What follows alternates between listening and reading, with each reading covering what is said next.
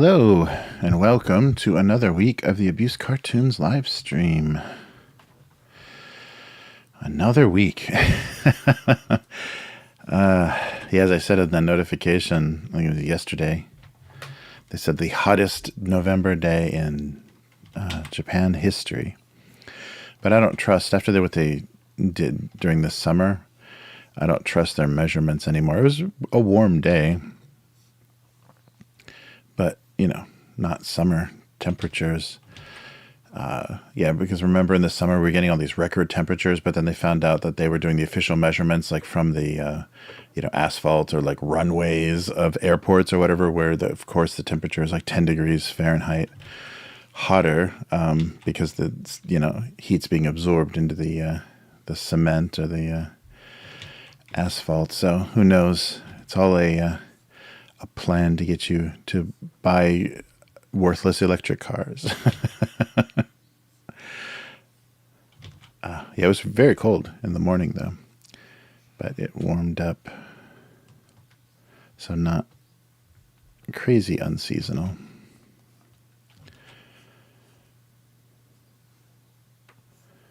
But, yeah, that was very, very odd. And we're getting, the other thing that's unseasonal is there's been a bunch of 3 in the past week, just, in the area where I would notice it, where it would affect my going back and forth to work, is 3 train suicides, 3 jumpers on the train system. And one seemed pretty bad because it was on the kind of main loop line in the middle of the city. And I got off on the subway and was going to change over to kind of the elevated train.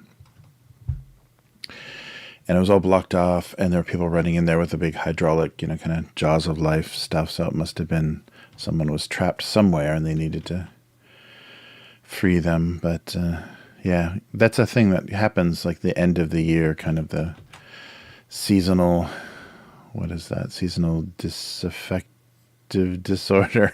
I forget, the end of the year depression. So things get worse. And it's funny because, that's also when maybe trains get busier for shopping, people shopping and everything. But yeah, it was pretty bad. So there have been 3 in the past week, 3 incidences just around Osaka. So not good. I think if things continue to feel hopeless, I don't think it's going to get any less.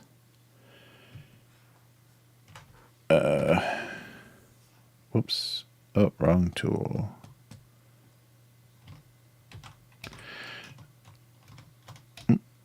Okay. No. Okay, there we go. Wow, that was a lag. Something's not going well. There we go. So I hope everyone is doing well. We're back at it this week. Oh, sorry. Let me check the chat. Dude, it's Vero. How's it going?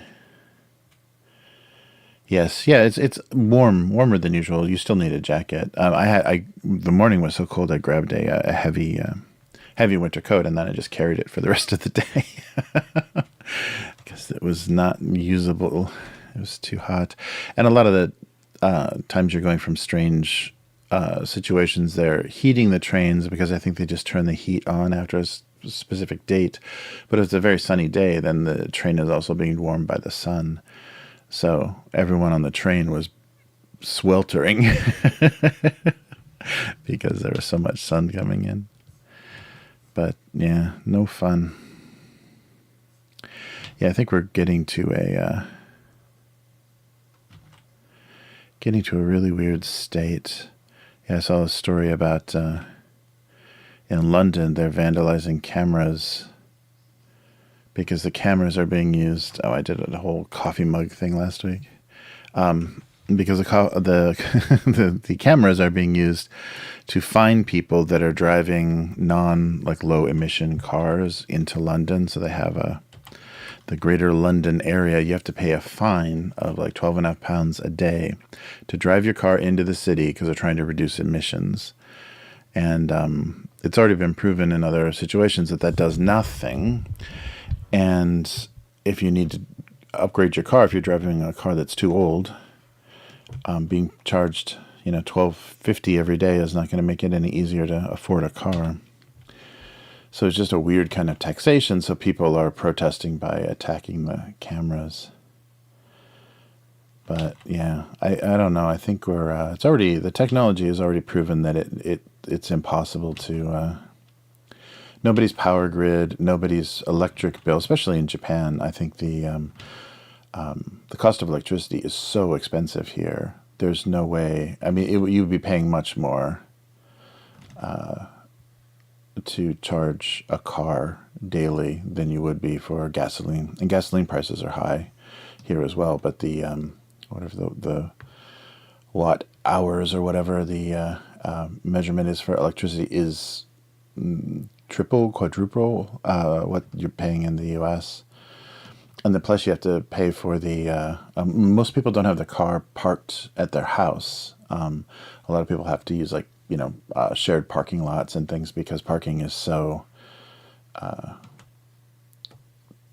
tight here, so heavily regulated. So then you would have to install that charging station, that 250 amp charging station somewhere near a shared parking. So I mean that just the construction of that would be insanely expensive, and then just paying that bill. So it doesn't make any sense. And then you're going to have instead of people running out of gas, you're going to have people running out of electricity on busy highways. It's insane. It seems like a country the size of Japan, and maybe some European countries, would be the only place it could be practical, it could actually work. And it's really pushing it. That'd have to be, the government would have to be so generous to even make it possible. And the thing that they're saying is, everyone driving electric cars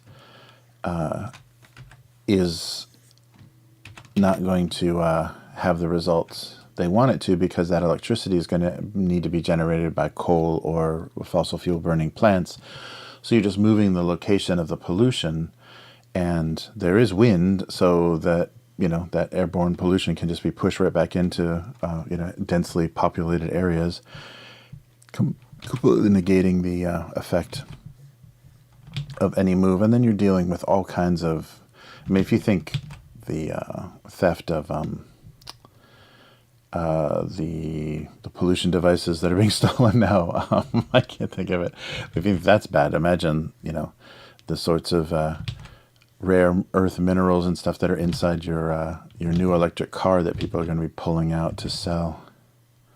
Once there's lithium and other sorts of scarcity, and your car is parked out on the street, and people are just going to be ripping it open. It sounds like a whole new nightmare. All right, no coffee mugs. We did 2 coffee mugs last week. But yeah, I don't know. It seems I don't understand this recent push towards. There's a lot of companies that are going to be exploiting this, green initiatives and things. And of course, just from how vicious UV rays and things are now, it seems like there should be, we should be doing something. But I think it's there's a need. It's all the sensitive issues in the U.S. Gun control, abortion, everything. They're just going to take advantage of this problem that could be solved if there was a huge focus on it, and financial commitments, and it was politically beneficial. But it's more beneficial to not solve it and just use it to stimulate the voter base.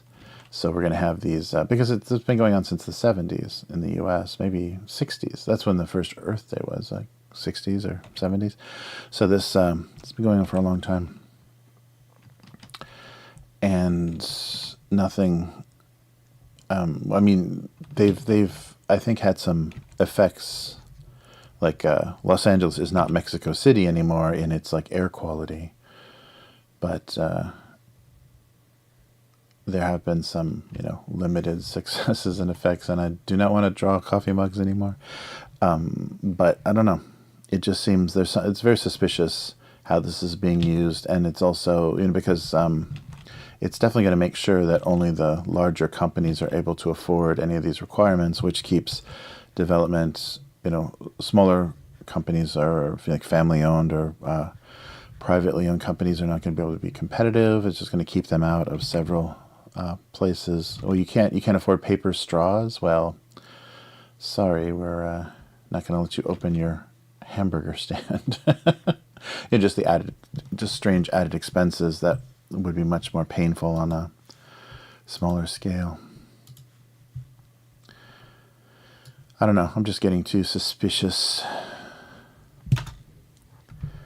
And so that was weird, that cameras and car emissions thing. And then there was something else around that. But yeah, just really, really depressing. There's definitely some shenanigans going on. Yeah, I have a feeling. Oh yeah, the other thing was not related to pollution, but Adobe just had to apologize or release a statement that said, sorry for selling AI-generated images of the war in Gaza that were used by a lot of journalists already for illustrating their articles. So they're supposed to mark all of their AI generative images on their stock photo site, and I don't know if they did or it was ignored or whatever, but they had to release a statement saying, yeah, we're creating fake images of war just so you have a really dramatic picture for your little blog post. Oops. So that's depressing. I really think we're going to have a generation of kids that believes nothing. Like, there is no reality. They have this like whole different idea of truth and perspective, and it's going to be really creepy. The deep distrust that everyone's going to live in all over the world, like from now on, just because you don't know if any source of anything or any motivation of anything. Like they say, you're told one thing, and it's easily proven that that's not true. That's going to really wreck an entire generation of minds.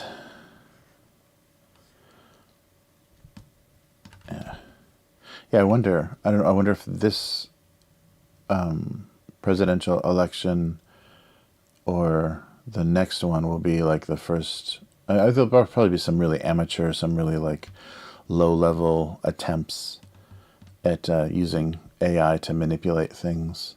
But I wonder when we're going to get our first, completely faked videos or photos that campaigns are going to use.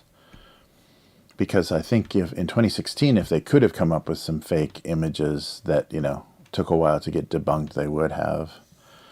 So it's been around long enough. So this might be the first time we get some questionable, because the technology wasn't good enough to totally dismiss certain things that came to light, certain images that came to light last election.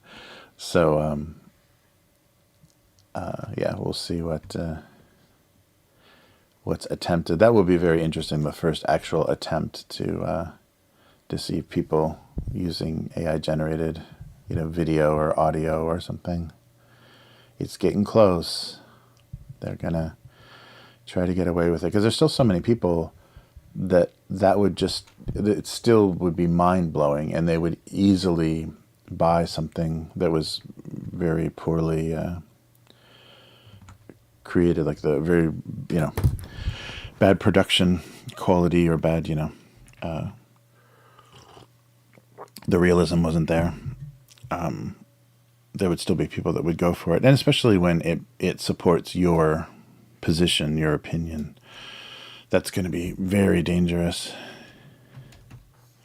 All that Mandela effect stuff is going to go out the window when people have literally seen video, verifying their worst fears that completely were artificially created.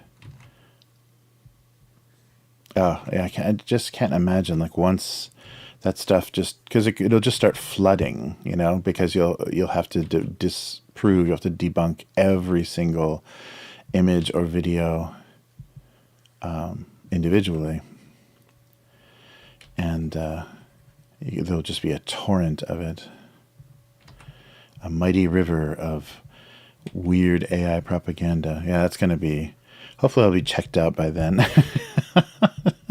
I'll miss out on that world.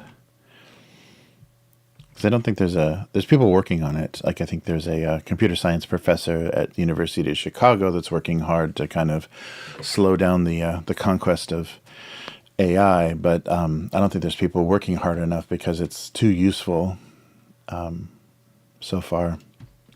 So why would you want to be able to detect it, I don't know.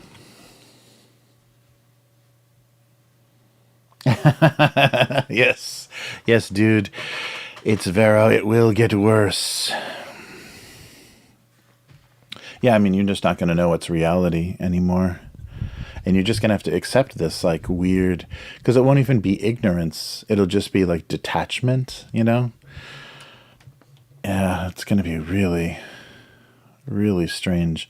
Yeah, we won't be able to understand, like, someone that's lived in this world the whole time, where everything is manipulation, and not even, not transparent manipulation. It's going to get weird. It's going to have a really strange effect. Yikes.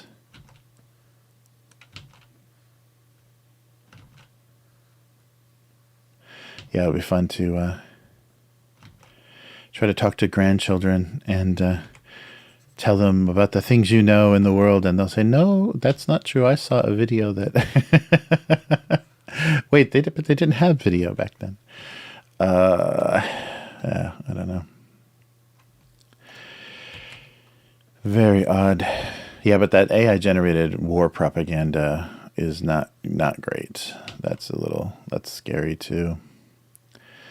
So this might be like, Vietnam was the first war Americans got, actual film, like 16 millimeter film or whatever of, things that actually happened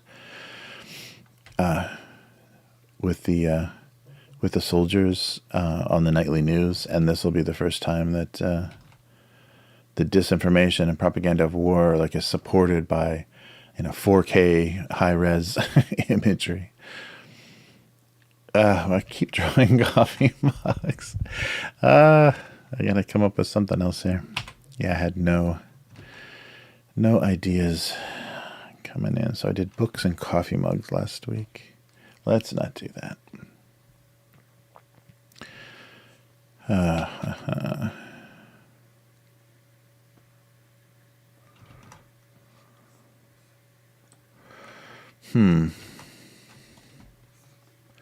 Just doing the same thing again and again.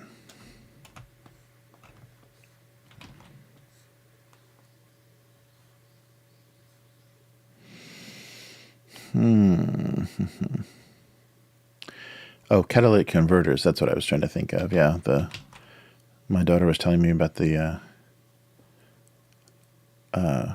crazy theft rate of catalytic converters now. And how if you get one stolen, it's not, depending on the age of your car, it's not likely you can get it replaced. So you just have to sell your car. Like, your car is illegal. You'll be fined or whatever without that device on it. And this is in California. But it's impossible to replace it once somebody cuts it out and sells it. That's so funny, though, because, that's the new, used to be cassette players, like radios, cassette players, CD players in cars. That's why they would break into your car to steal that.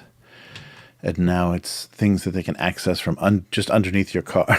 They can just cut equipment out of your car. That's what made me think that electric cars are going to be, once they figure out what to target and what you can resell for scrap easily, it's going to be insane. They're just going to be taking cells out of your battery or whatever to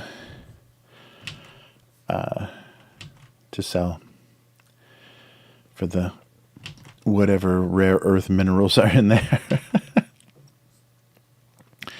What a fucked up world.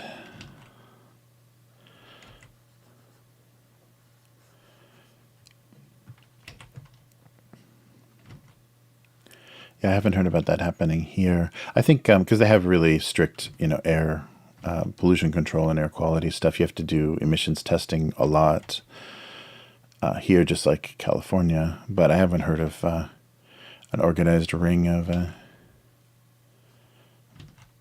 catalytic converter thieves. You'd think that would happen here, but maybe there's just not a market for it. Maybe because cars. I don't know anybody here that's had their car stolen, so it's not quite the same. But the same risk. I just don't think there's the market. There's not the chop shops in the markets. I think it's really hard. Like if you wanted to steal cars here and then like ship them to Southeast Asia or whatever.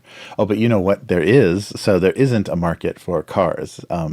You probably can, but it's not as profitable. There just probably aren't the networks to move them. But bicycles, bicycles, they get stolen a lot, and bicycles end up in other countries. They end up in Southeast Asia and the Middle East and everything. So there's all of these. Yeah, this is just weird. I don't know, ecosystem of bicycles, because you'll see the cities having to gather up all the bicycles that have just been left, parked illegally and ticketed, and nobody ever comes and gets it. So they just load up all these bicycles on trucks and get rid of them. But then also they just disappear. Like you'll have them stolen often too. And there was a story of someone, they had a very unique, specific, kind of expensive bike that they bought, and then they saw it on the, in some, file footage of, someone riding a bike in Indonesia or whatever. They're like, that's my bike. So it's very, very strange. Yeah, so that is that's where the network for theft is bikes in Japan. And I'm sure maybe in Tokyo or something there is more car theft, but it's just not a thing so much here.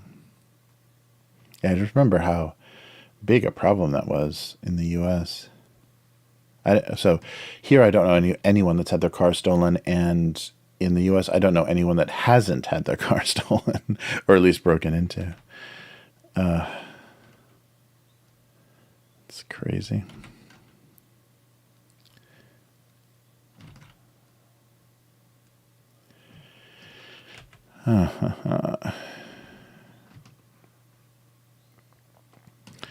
Yeah, something stacking.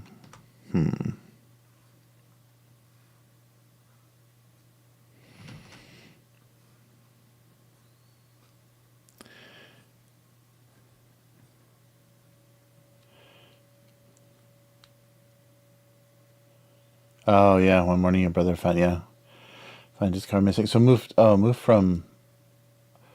Whoa, a buddy had his whole. Hey, back salad, how's it going? I had his whole U-Haul stolen with all his belongings in it. That is insane. Moving from LA to New Jersey, had to start over. That's the worst. Wow. Wow, thanks for that story. That's crazy. I couldn't imagine that because, yeah, especially if you're driving across country, you can't make it in one shot. You're going to have to park it outside of a motel or whatever. Yeah. Oh, man. I imagine, though, they couldn't get rid of everything that quickly. Unfortunately, like you would think something like U-Haul would have to put like GPS units and stuff in all of their vehicles, but they don't. I'm sure they don't. But that's insane. But they probably couldn't get rid of everything fast enough, so you'd probably just lose like all the most valuable stuff out of there and find a U-Haul stuck somewhere. That's crazy. Just zero. Although most of the times when I was making those moves as a student, it would have been much better if someone would have just stolen everything, and then we could have gotten insurance money to buy things again, because most of that stuff was pretty rough. Most of that furniture we had was pretty much trash anyhow, so if we could have claimed a decent amount. Yeah, I wonder what kind of coverage.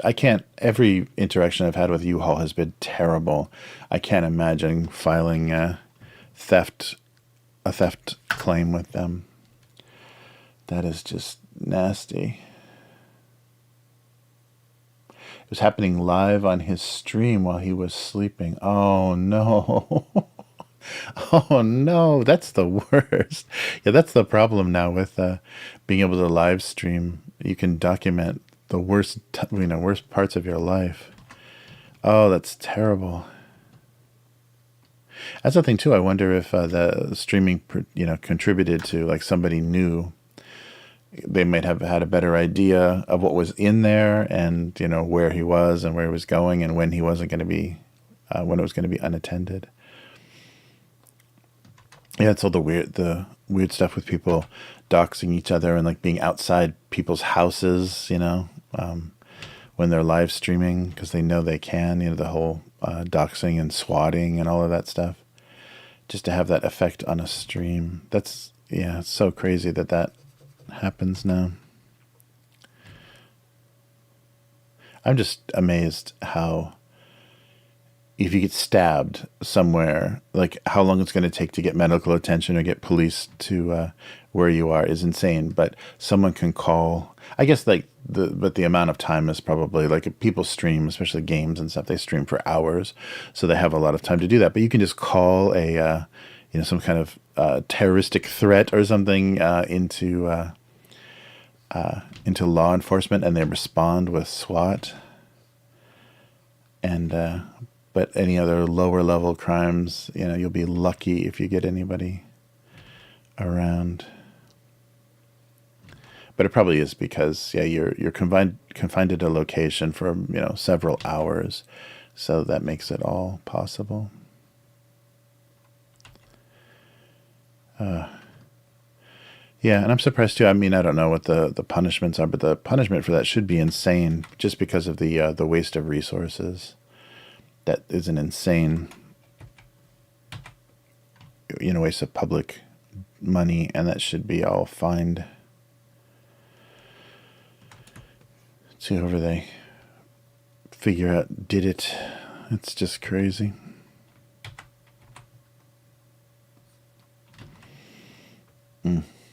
Wow, what a story. So a homeless man, so they got to see how the operation went down. The homeless man on a Lime scooter staked it out, then told some people, these guys showed up with a car. Wow. And took quite some time to hotwire. That's insane. Thanks for that story, Back Salad. That's insane. Wow. Yeah, that's interesting. I never thought about, like, that's a good way to make money is, just work with, heist gangs, just work with car thieves or whatever to give them info, and then you can get little bits of money, get little finder's fees for everything that you offer them. Yeah, it's a lot of dishes. I don't know what I'm generating all this wonderful content for. I'm trying to figure out what something interesting that I haven't drawn a million times, but I'll just draw all of these things in the meantime. Yeah, that's really crazy. I can't imagine. You can just, so everybody around can actually be involved. That's pretty organized, though. That's a pretty organized group. Oof, sorry. The sudden zoom.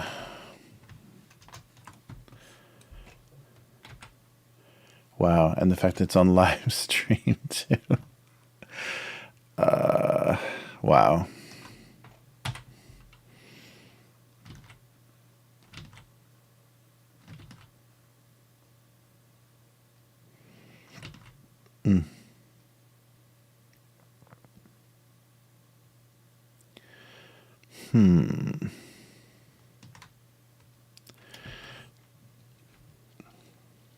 Wow.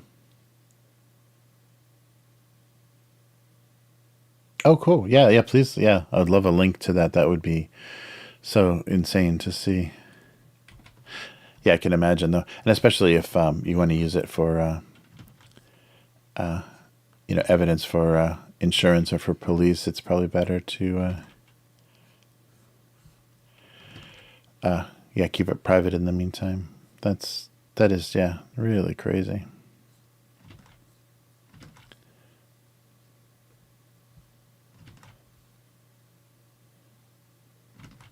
I can't believe homeless guys spotting. I guess that's always been the case, as you always have whole neighborhoods for like drug operations and stuff. There's always like lookouts and everything that are just like low level, poorly paid people involved, but it's a lot of money for them, so it works out. All right.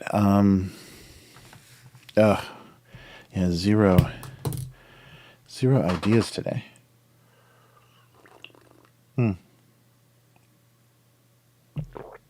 Oh, a matched couple. Oh, that's good, dude. Yeah. Or holiday. That's right. Yeah, we're getting up to the.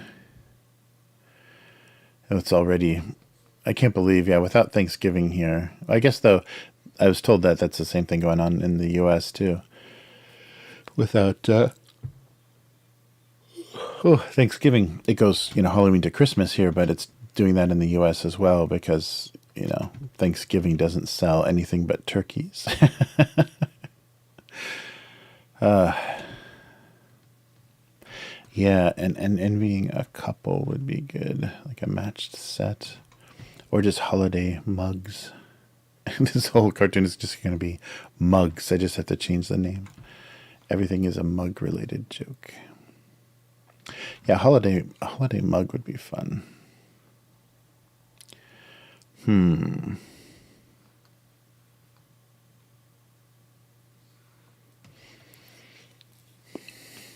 Or last year's holiday mug design.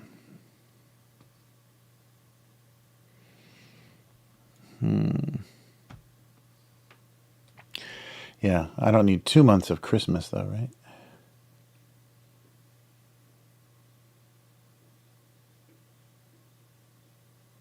Oh, the trucks are easy to steal. Wow, so it happens a lot, and the trucks are easy to steal. Yeah, and U-Haul probably, and all those truck companies are probably such a pain in the ass to go through the whole process, because I'm sure they have some sort of insurance that you get, but it's probably contingent on a lot of different things. And you would think if it's their trucks completely that they would have total, they could have you sign something, some sort of like user agreement that you are going to be monitored and the truck is constantly going to be under surveillance because it's their property. So, GPS and whatever else they want to do to constantly know where the truck is. You would think they would do that, but yeah, I'm sure they have a fleet of such old garbage vehicles that the last thing they'd want to do is spend money upgrading anything.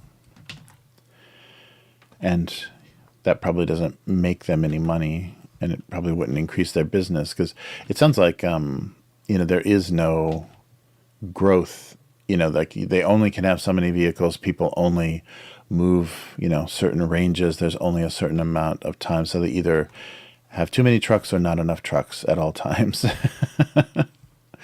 So it doesn't sound like a real growth industry. So I'm sure there's no.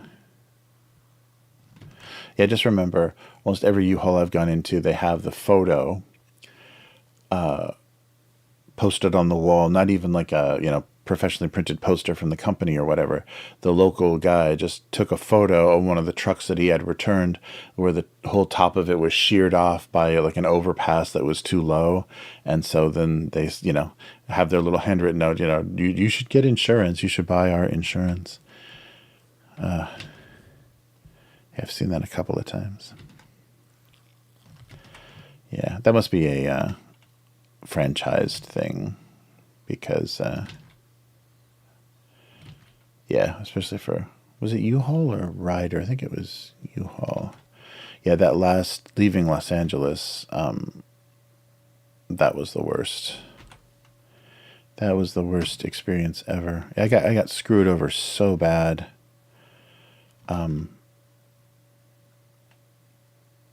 yeah, so many times. And the final insult was I was exhausted and we were packing to leave. And I had to take the time to get in this giant fucking line at the Time Warner cable thing to return the cable box. I was just going to leave it and have, whoever, whatever happened to it. But when I called them, they said they'll charge me if it's not physically returned. So I wasted an afternoon where I was just exhausted and still had more work to do before we left, standing in line with a bunch of morons complaining about their cable bills, just to return the box. I returned it, and obviously they screwed up checking it in. So I, filled out some paperwork. They stuck a piece of tape on it with the paper and put it in a stack of these used cable boxes. And then Time Warner, it shows up on my credit record that Time Warner was charging me $250 because they didn't receive their cable box. I'm like, oh my God. I went through that whole thing, and I even had the receipt somewhere. So, but in the process of the move, I have no idea what happened to the paperwork, the return paperwork they gave me. But yeah, they ended up charging me. But I was out of LA, so I'm just like, yeah, that's fine. You can go after me all you want for that. You're never gonna get it. So that was the final insult. Is that the box was never reported as returned. So somebody screwed up something, account number or something, and it never got credited. What a waste. I should have not even bothered because it didn't make any difference anyhow. And my favorite U-Haul thing was just moving out of my house to an apartment in Los Angeles. Rented a truck just by myself to move everything, and the two young idiots at the desk said I had to leave on file my proof of insurance with them, so that because that insurance would cover the car, or the would also apply to the rental truck. The insurance I had also would apply if anything happened to the rental. So they said I had to leave it with me, and I. I would have gotten stopped, I would have had to show proof of insurance. But this is before, it was just on your smartphone. And so it was incredibly illegal for me to be driving without proof of insurance. And I would definitely have gotten fined if I got pulled over. And when I got back and returned the car, I said, can I have my proof of insurance back? And they said, we wouldn't have that. We don't collect that. What are you talking about? It was the two same kids that I was talking to. I said, you told me that. So they were just trying, it was probably just some weird tactic where they were trying to pressure me into taking their insurance instead of using mine.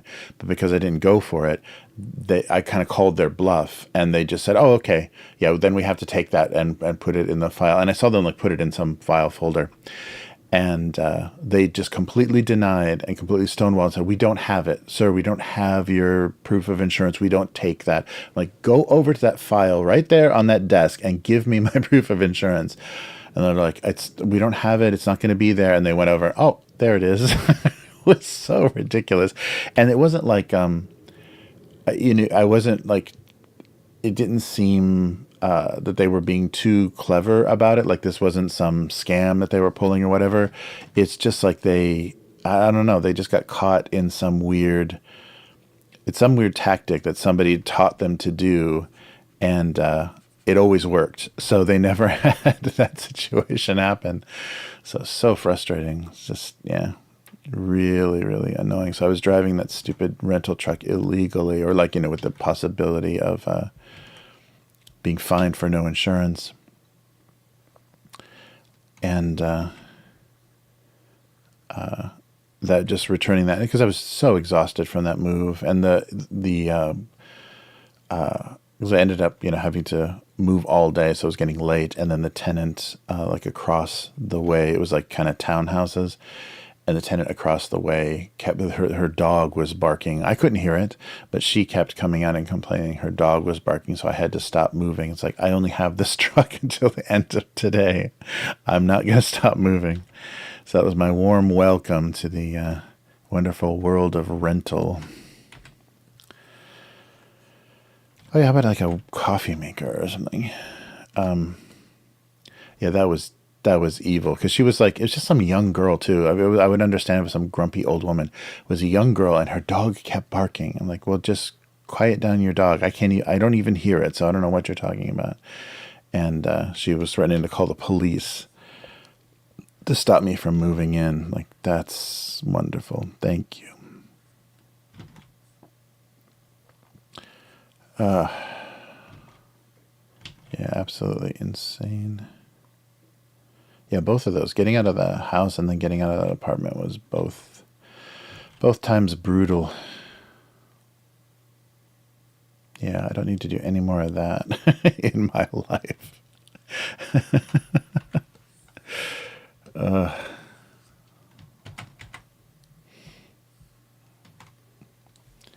Crazy. Yeah, wonderful tenants. Yeah, and I think that for a short time, because the property manager was the guy that was like my neighbor, like I shared a wall with, and he's the one that showed me the apartment. And I think she ended up taking that role. That evil bitch from hell ended up taking that role for a short time, and then they left. But yeah, I never had to deal with her when she was collecting checks or anything. Yeah, that was really horrible. The entitled white woman of Los Angeles. I had several run-ins with those. They're lovely. They think they can tell you what to do and how to raise your children and how to drive your car. They can tell you everything without a fear of getting their teeth knocked out. That's my favorite part. Anybody else would think twice about just approaching a stranger and admonishing them about something. Not those ladies. They have some cosmic protection.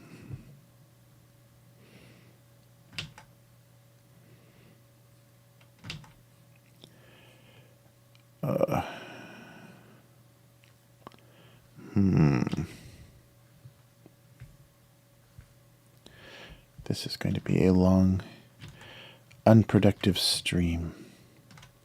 Yeah, is there like a weird holiday? Yeah, I don't want to do anything too. I guess though most of the audience is, for the comic is probably older American and Canadian, so they probably know most of the holidays and stuff. Although I'm surprised a lot of my strange like pop culture jokes don't land. Maybe it's it's a generational thing though. All right. A overly detailed lunchbox.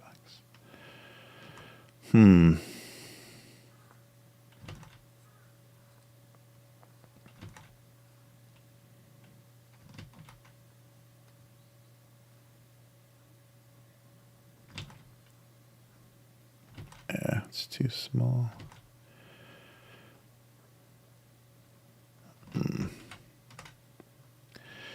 Yeah, very unhappy memories.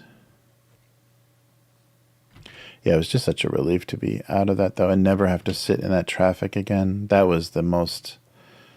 it's the most wonderful thing about leaving Los Angeles is you'll never have to sit in LA traffic again. Except if you're stupid enough to visit. And all of the best things, or my favorite things about Los Angeles just died, so there was no reason to, all the great comic book stores and everything. Well, there still is, like Golden Apple Comics still exists, but it's in such a diminished form that it just makes me sad to go in there. It's a tiny little shop now, where it used to be this huge sprawling shop that was like, anybody that was in the kind of early 2000s proto era of comic book movies and stuff, you'd find like actors, like Hollywood actors in there buying comics to research like who would be a good character to play. Yeah, and it was great. It was such an amazing store at one point. And last time I was there, it was on Melrose, I think. So a little tiny shop now, just like, yeah, nothing, and only comics now. They don't have anything else. They used to have all kinds of crazy art books and, collectibles and a bunch of T-shirts and stuff. Nothing anymore. I think they're doing, I think I saw like a sponsored ad of theirs, but I think they're trying to do like international shipping for like online shops as an online shop. So they're trying to be a web store, probably just because, even though the rent is not as bad as it was, I'm sure the rent is too damn high for that little place they have now. Yeah, it's amazing. That's probably all gone.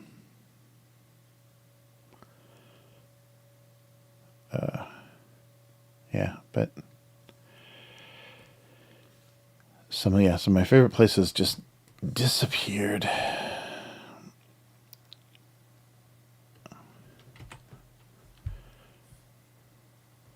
All right, what's going on here? A book.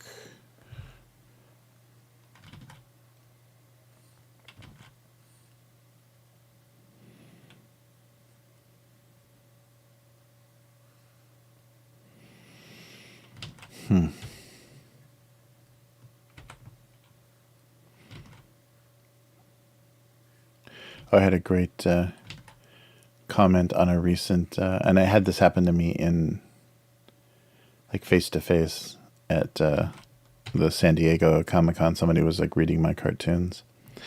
And they said, I really like how, you don't have to put faces on these things and make them, like, cute little characters. And then right after he said that, you notice the little dots on everything. And just like, just kind of put the book down and walked away. That was funny. But the comments, I'll show you when we do the comments. But the guy was like, what are the dots? The comment was just, what are the dots? It's my anti-piracy measure, so no one steals my cartoons. Remember when they did that on movies? I think that was like a first attempt to slow down the torrenting. Like, people doing the, I guess it isn't even necessarily only from torrents, but the movie, in the movie theater, the video camera in the movie theater. So on prints, they were putting this little dot pattern that flashed up, like during the title sequence or whatever, like some really visible place, and that was some kind of code that let them know which print that was being recorded, so they could go after the theater or whoever. They have a better chance of catching whoever's recording all their films. But I also forgot, like, there was a whole in Middle East and Asia and everything, there's a whole trade of those. Like, people record those videos, and it's not just for the internet. They'll actually like burn them onto DVDs and sell DVDs on the street. So a lot of DVDs you buy just like on a blanket in a street in Southeast Asia or the Middle East, it's just going to be a cam recorded, a video camera recorded copy of the movie. So I'm sure that's gotten less and less profitable now with high-speed internet, but you got to think there's a lot of people that they're still buying physical. It's still cheaper to pay $5 for a physical pirated DVD than it is to have an internet setup to download it and pay for the bandwidth to download a movie. Yeah, who knows?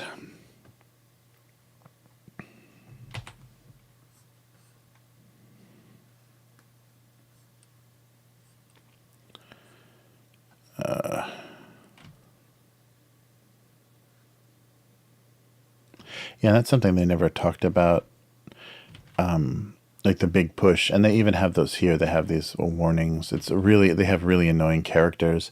There are characters here for the like little anti-piracy ads before films in Japan.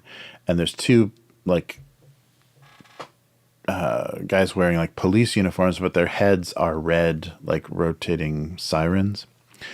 like police sirens on the top of the car. And so they've got like white gloves. Like the costumes are pretty like cartoonish, like kind of old fashioned, like strange styled. So there's two police officers with siren heads that run after a guy in a black suit, and his head is like a 90s camcorder. And so there's like little action sequences with them chasing, and they always catch him in the end. They always catch him, and then they have their little, 800 number or whatever it is here to call in if you see someone recording a movie in the theater. I just love the fact that it's a camcorder, and there's a million other devices now where you could record a movie in a movie theater, but they have the old style with the flip out view, the flip out view screen, the kind of vertical one. I think Sony made one like that. It's it's kind of more vertical. So funny. If you see someone with a 90s camcorder recording this movie, don't worry. The quality will be so bad. All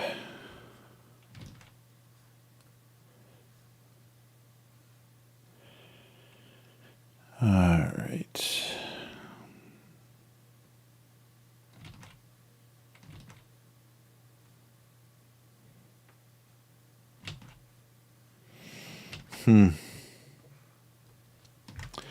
Crazy.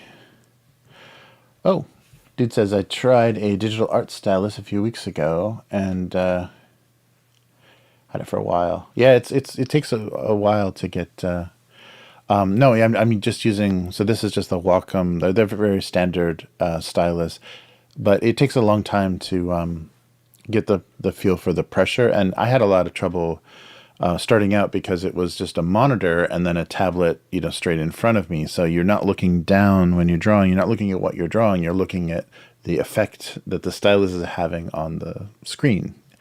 And so that's a little bit of weird detachment. And getting used to the pressure sensitivity is tricky. You have to play around with it a lot. And like I think you might remember me complaining from early streams. Windows and Wacom don't get along very well, and Windows was constantly trying to do their ink space, and because when they were doing their Surface series of tablets and stuff, they were constantly trying to do their stylus input inside Windows itself. They probably bought some company that did it, so those drivers and things conflicted with what Wacom had you install. So very often it was so random whether or not I would have a very sensitive pen or not very sensitive pen or whatever every time I opened up Photoshop, because I don't know what drivers were fighting for control of the of the pen itself. It's gotten better though, because I think I've just been able to completely disable the Windows version, so it's not interfering anymore.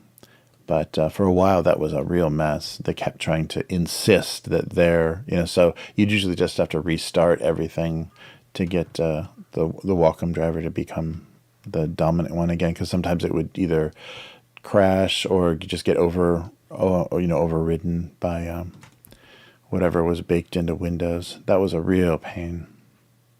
Yeah, because that really scared me, because when I first got this tablet, it was a pretty big investment back in the day. So when I first got it, and I was having trouble getting it to work correctly, that felt like such a waste of money, because Windows wasn't gonna easily support it. That was so frustrating. I thought for sure I had made a huge mistake. All right. Yeah, I want to do Obento jokes. Those won't be funny. Oh, actually, I did, though. That's probably why I drew.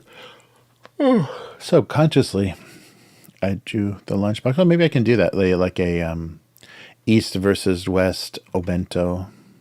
Yeah, let's do that. That might be kind of funny. Although, I don't think any Go Comics readers are going to enjoy it. But I'll do a little lid for the box as well. And they always have the little bars on them to keep them from sliding off. that's not done very well. Yeah, something like that. We'll do the lunchbox. The meaning of lunchbox.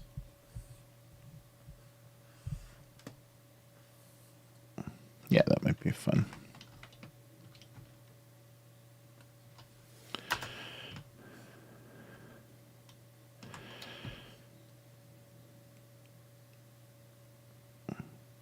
That would be fun for me, but no one's going to understand what any of this stuff is supposed to be. All right, let's move these over.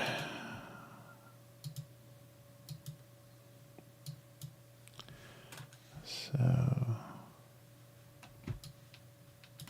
oh, come on. Yeah, I think something happened to my mouse. I had it sitting on a, I wonder if I ruined it. I had it sitting on a reflective surface, like a metal, the metal lid for a tin. I had it sitting on there for a while, and I wonder if the laser like fried itself or something, like shooting into the sensor, like constantly reflected from the surface, because it's acting really weird now. I think I just need to reinstall a driver or something. But yeah, now the mouse is barely moving. All right, and then these two, this one, and so 30. Oh yeah, there we go.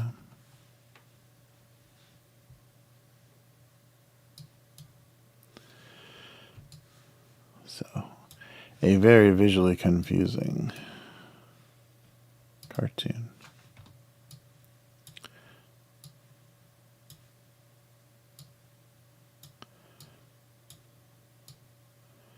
Yeah, so maybe the thermos cup can go here.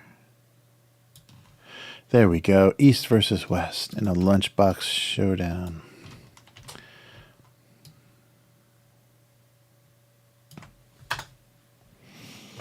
And maybe some chopsticks to complete the confusing image. Oh yeah, maybe the little connected ones.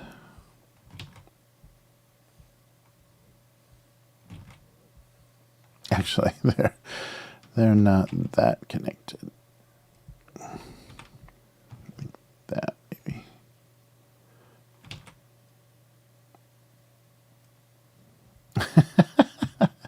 Not quite long enough.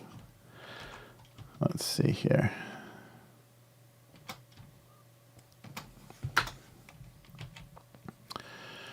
I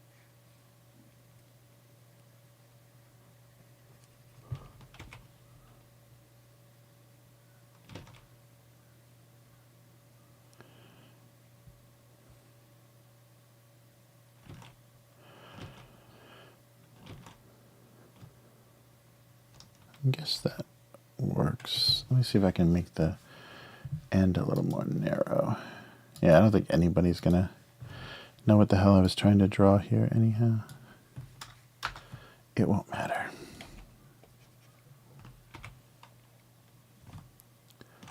All right, I'll just do that.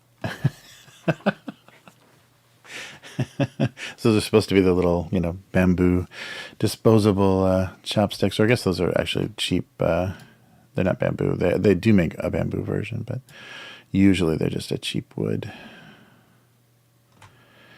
All right. Yeah, so let's color this just so I have time to think of something else. So color layer.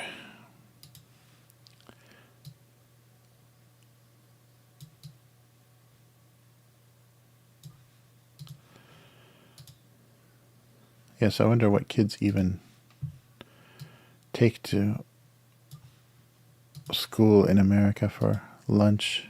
Are there still brown bag lunches? Okay, so some kind of like, yeah, maybe a strange wood color. Be a little more. I don't want too dark because then you can't see the eyes. Yeah, so something like that. Two-tone would be good. Nice. Yes, yeah, me too. Love the lunch boxes back in the day. Oh, let's do the same color handle, and then we'll do yellow borders. Yeah, I was always so envious. There's a couple of lunch boxes that I really wish I could have had as a kid. You know, there were some really cool, like Star Wars and Empire Strikes Back, and I think even like Space 1999 and like some crazy stuff. I think I told this story before I drew it into one of the cartoons, but I had to have, I don't know where they went, some like charity shop or something, in some kind of like church, basically like a Goodwill kind of thing. I don't know where they went, but one time my mother came back with lunch boxes for us for the new school year, and she obviously got a really good deal on them. And mine was Kung Fu, the TV show, based on the TV show. So David Carradine. And I knew of the show vaguely, and I was, didn't watch it. It was boring for my age. So I didn't watch it, but I was like, Kung Fu, what? And I forget, my brother had some weird, I think, Western one, like some, like Bonanza or something. It was something really odd. And she just got them. They're obviously like the leftovers that nobody wanted because they weren't anything cool. And so I brought my Kung Fu lunchbox to school. It was like second grade. I was pretty young. But that was so depressing. Everyone else has the coolest. All the girls had like Care Bears and everything, and I had Kung Fu.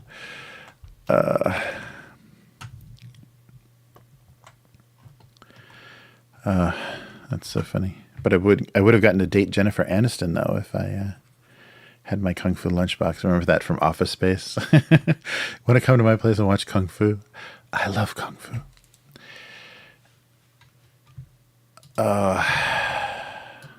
Yeah. I was rewatching Boardwalk Empire, and the lead actor from Office Space is in there. He plays I don't want to. If you haven't watched it, then I don't want to spoil it. But he has a surprising role. This will be the amazing characters. There we go. But yeah, like Scooby-Doo, and a lot of the metal. There's some really good metal lunchboxes, and like each side had a different thing going on. So it was always fun to see when people got on the bus and stuff, whichever side was showing. You get to see like in all the Hanna-Barbera cartoon stuff, and because there were the metal lunchboxes, and then there were plastic ones that just had like a big sticker on them. But yeah, the metal ones were so cool. But also too, the paint would wear off. They'd get dented and the paint would wear off. So I remember that happening as well.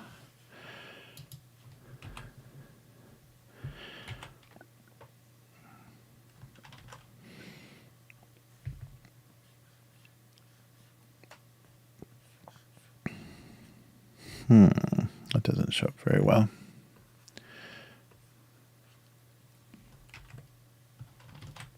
Of course.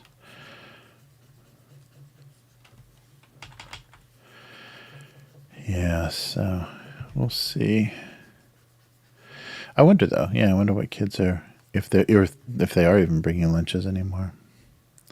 Maybe some company has a little disposable lunch kit that everybody is using now, like a Lunchables kind of expanded version.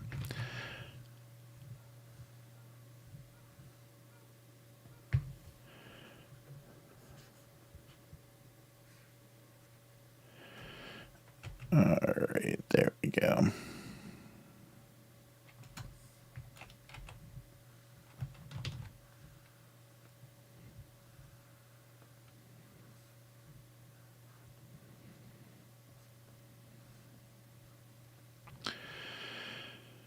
All right.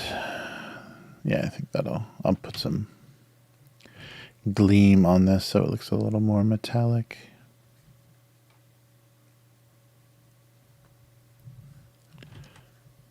Yeah, it's kind of a rough drawing when I'm zoomed in and I'm like this line work. is kind of bad. There we go. And yes, I think maybe even the... Oh, actually, no. First, let's do just the white in the shadow. Yeah, I think that'll be enough for this. I don't need to make this look gleaming.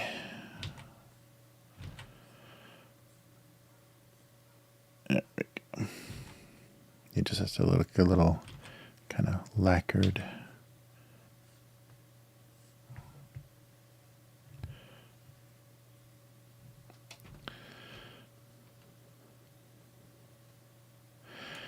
Yeah, in elementary school, my best friend in elementary school, his grandmother was a lunchroom lady.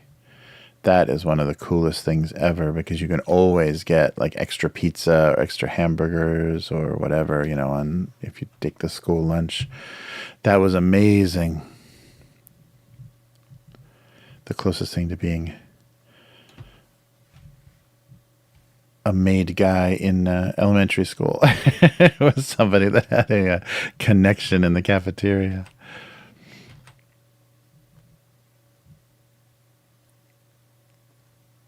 All right. There we go. Oh, yeah. Maybe some more.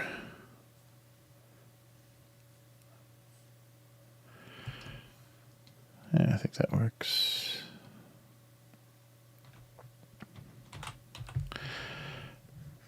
Oops. There we go.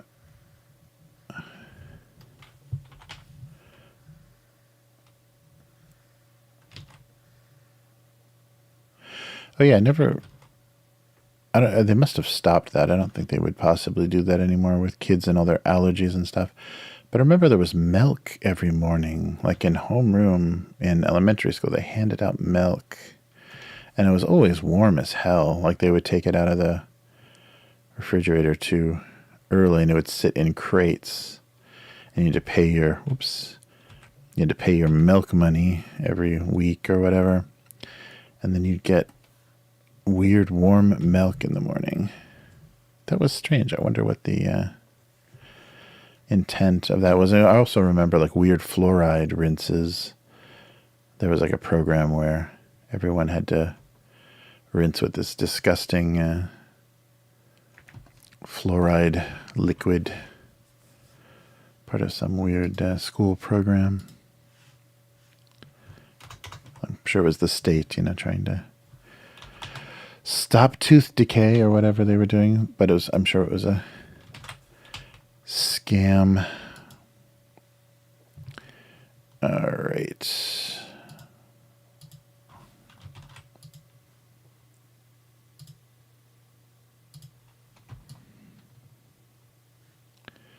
All right, so I guess the lid can have eyes as well. Make it a little more interesting. Like people be like, what is that? All right, can I get eyes on the ohashi? I can. On the chopsticks, I sure can. There we go. Look at this. So the concept of lunchbox is being challenged here. There we go.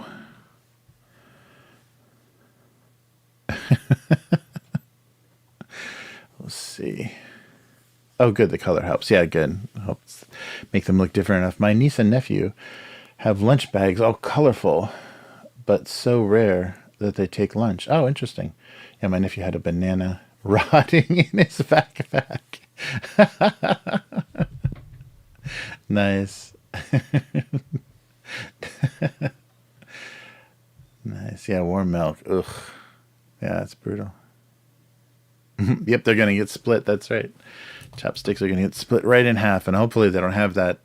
I hope they split nice and even. I hate the cheap ones where you break them off and then one side has like that big chunk of wood in the end. Yeah, the really cheap ones don't split well. Oops. Oh, all right. Okay, we'll go with that. And whoa, complete chaos. I gotta get rid of this and that. And this and that.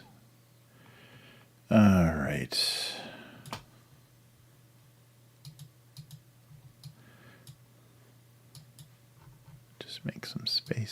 for some new thinking.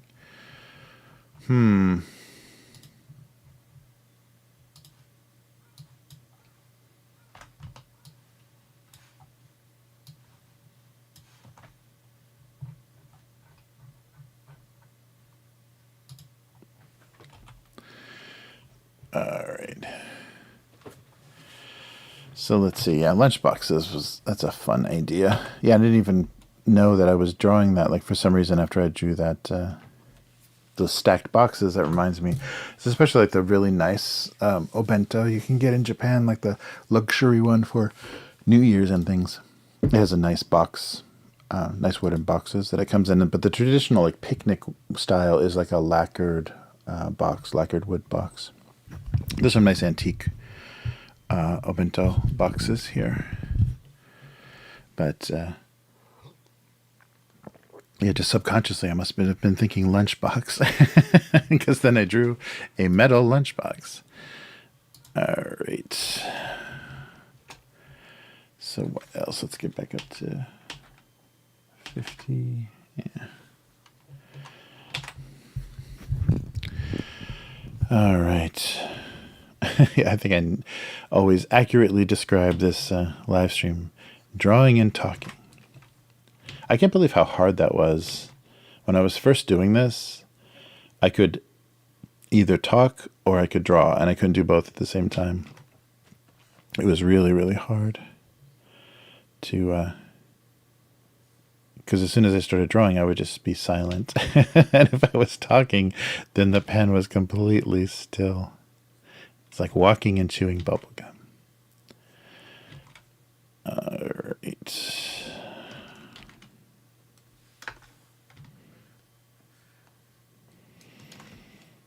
How about a device with an incredibly complicated manual?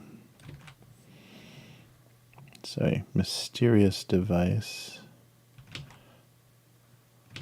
Let's see here.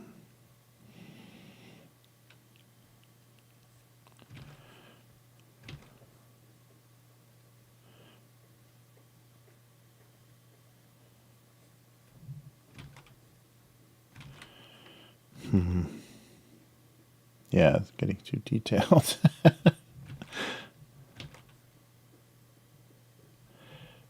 Something. Maybe more buttons. Oops. How did I do that? I think I right-clicked. All right.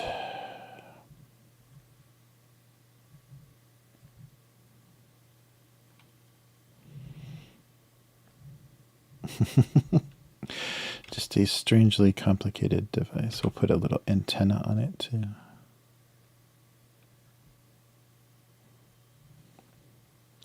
One of those little telescoping.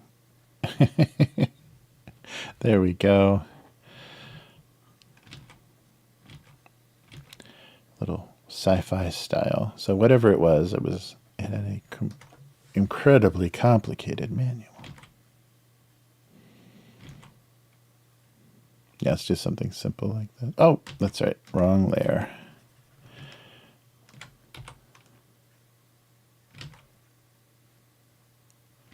There we go. It just looks like bad 50s sci-fi device. All right. So this, get rid of some coffee mugs. Yeah, this will just be one of those Stark 2 object cartoons.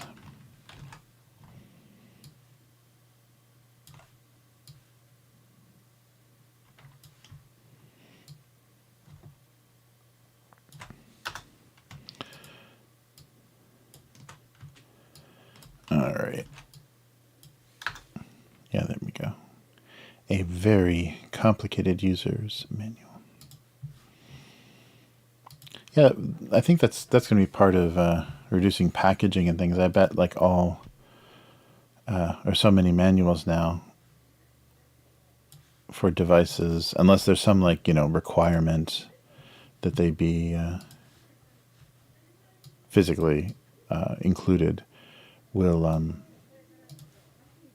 just be PDFs, just like strange PDFs that you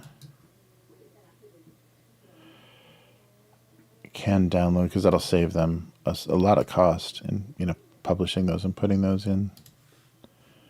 Yeah, it's getting strange, this I guess it's part of the whole green initiative kind of stuff that they're doing, is not using plastic anymore.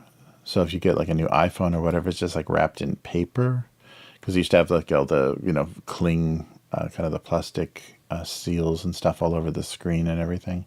They're trying to reduce that now and just use paper. But there's a lot of sensitive stuff that paper is not going to protect. So I think they're going to end up, you know, paying the price in returned and damaged products.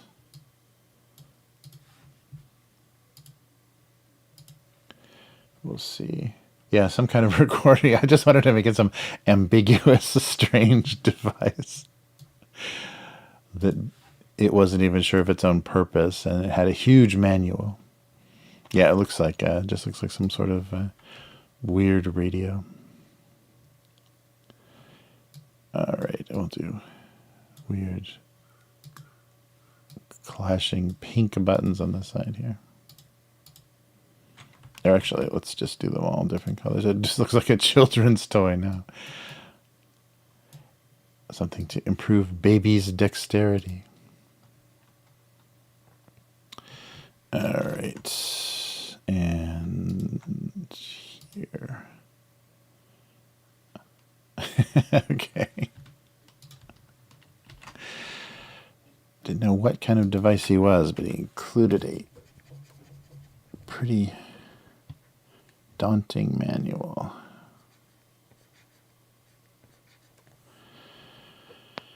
All right, so this is here, and let's do maybe just white.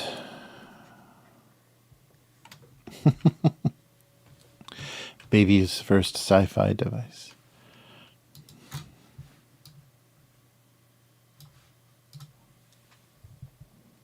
Oops. Make this like a grill for something. All right. Maybe some strange like border detail.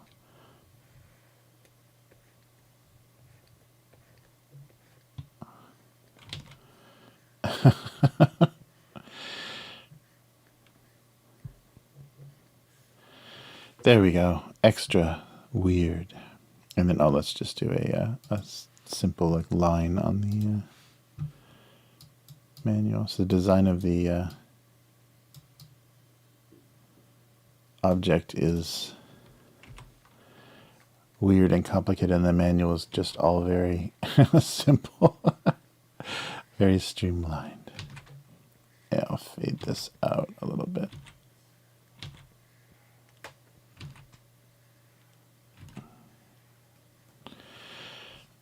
All right.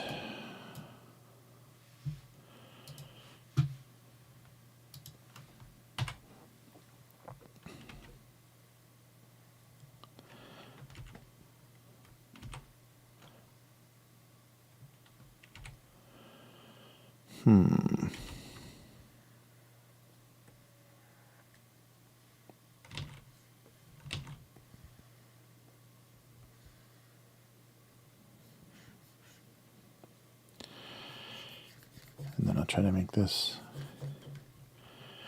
weird and shiny at the same time.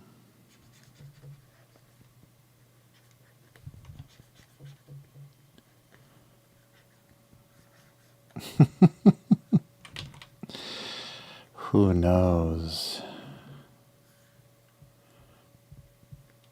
Okay. Then just some white detail.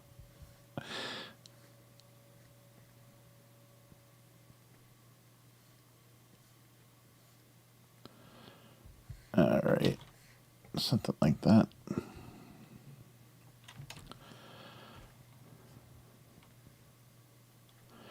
Yeah, this is definitely going to need some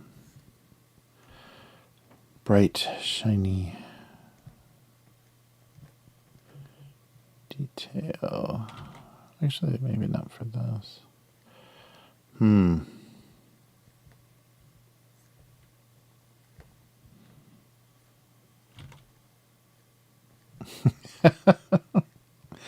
What could it be?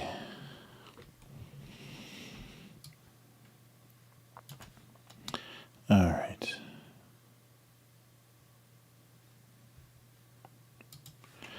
Yeah, something like that. Maybe one more.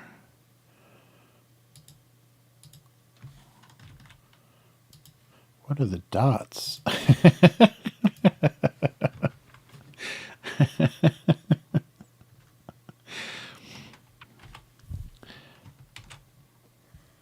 Oops, wrong layer. This one.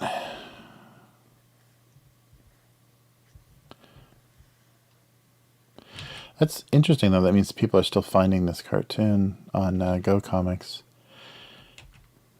So, whatever still getting recommended somehow. Probably the name is making people say, what the heck is this? What is that? What could that possibly be? All right. Oh, maybe a little bit of gloss on the cover of the manual. Nothing too fancy. There we go. A very complicated user's manual.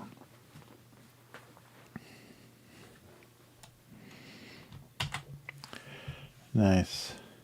Oh, be right back. Hey, True Help, how's it going? Good to see you. Yeah, good afternoon. Yes, that's right. That's exactly what it is.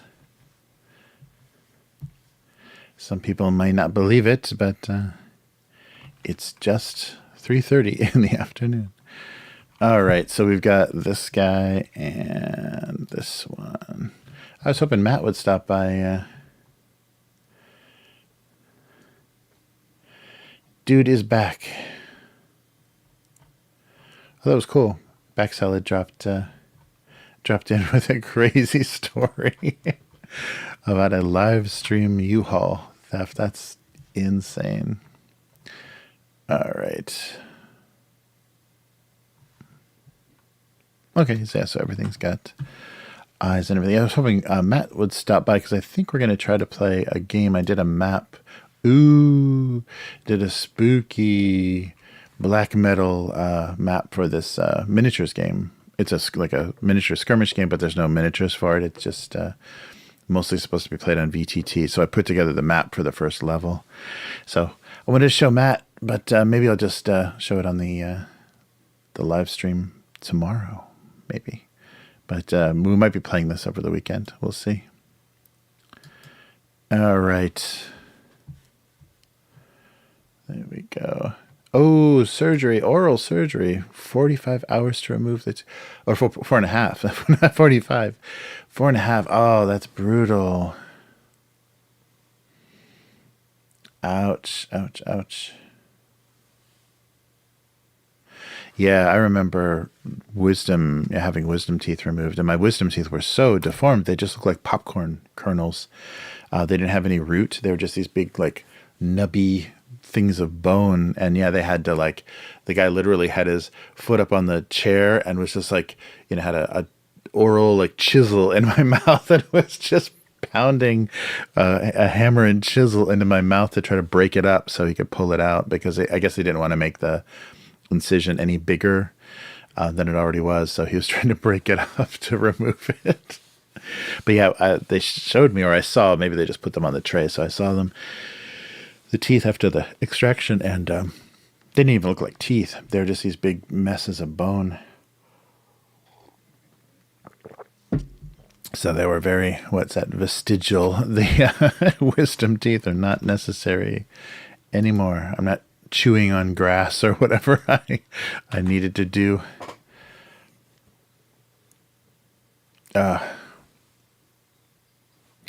Yeah, well, it just depends on the situation, and I think, and it's your dentist as well. I had very old school, very old for that, even at that time, dentists. So they love violence. There's a lot of newer dentists that are like zero pain kind of dentists, so they don't do any procedures that do a lot of actual damage. Or if they're going to do surgery, they'll just knock you out. They'll just do anesthesia.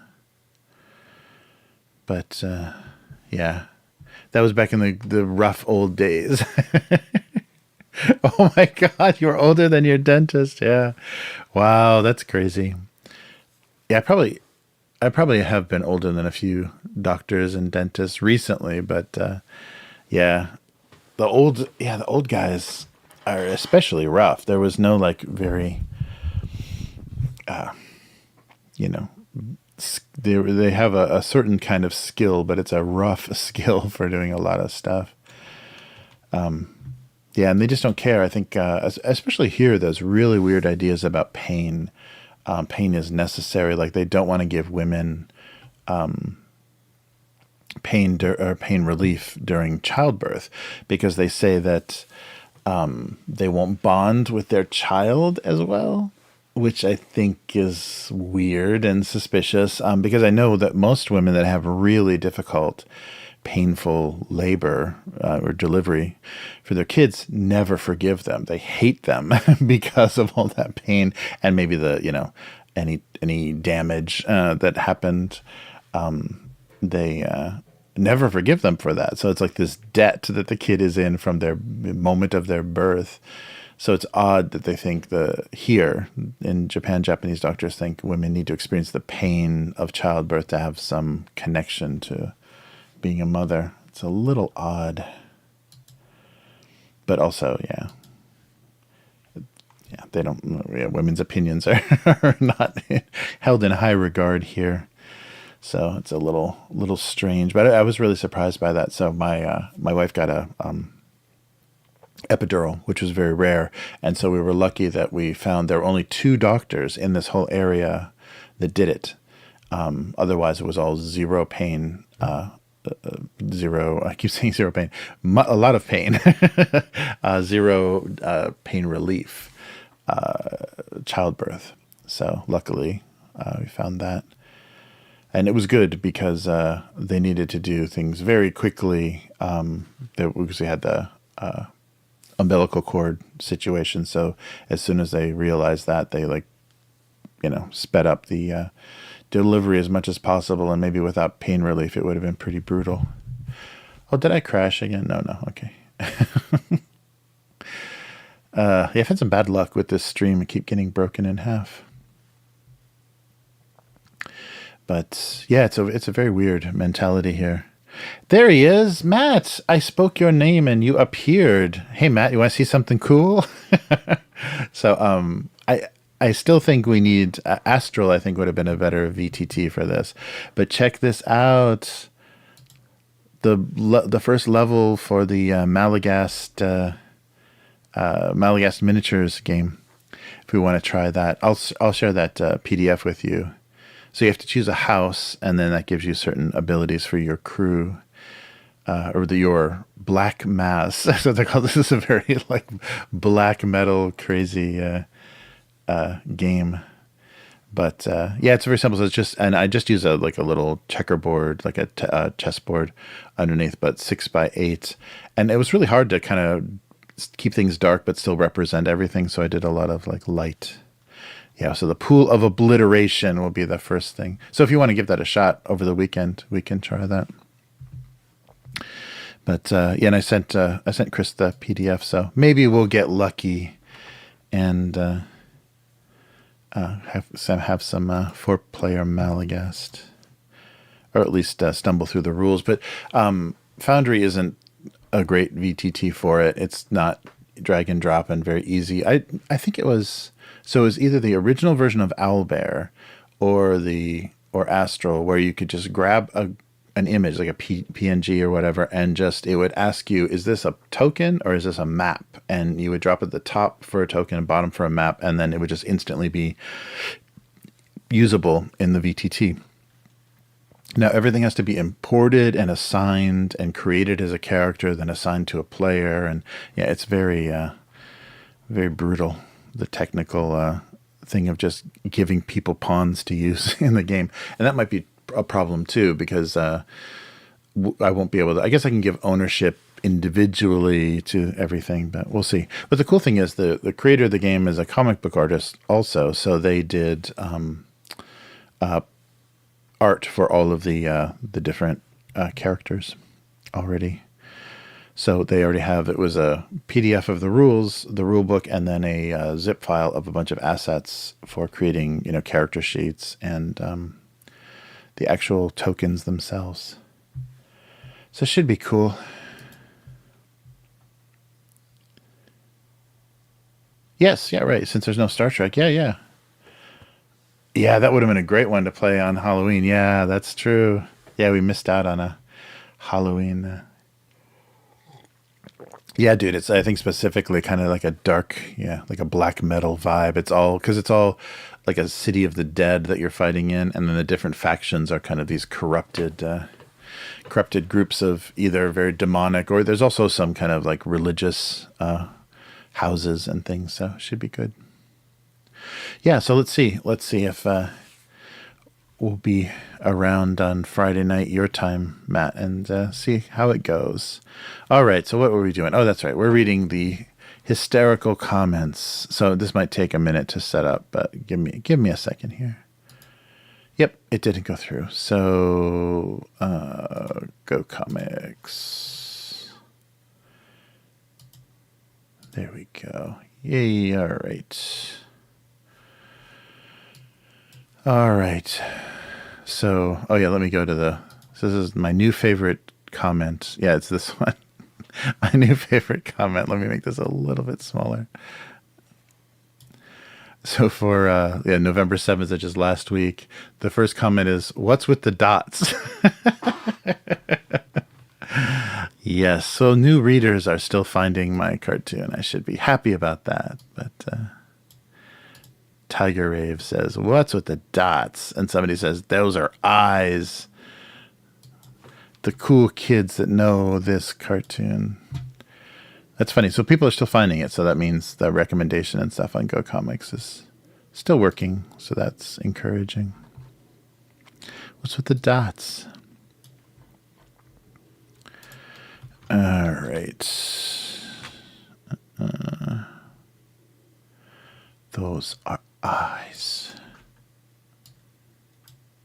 Oop. I'm sorry. Just pasting this in there. What in the world is that? Some random text in there. Oh, that's funny. So the guy just signed up for like their premium membership 24 hours ago, and the first thing he encounters is my wacky comic with the mysterious dots on everything. All right, so let's jump into August of 2016.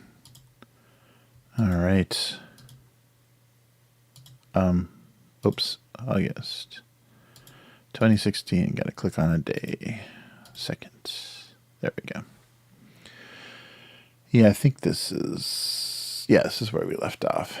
So August 2nd, 2016. Soon they found there were not enough meals to satisfy their need to season. All right. I don't know what that other thing was. Maybe pepper. Oh, here we go. More technology jokes. So, August 4th, 2016. Narcissism was now considered a survival mechanism instead of a personality disorder. Look at that. A tablet looking in the mirror. August 9th. They represented a time when coffee was weak, cheap, and it went without saying that it was extremely hot. Regretfully, those days are gone. All right.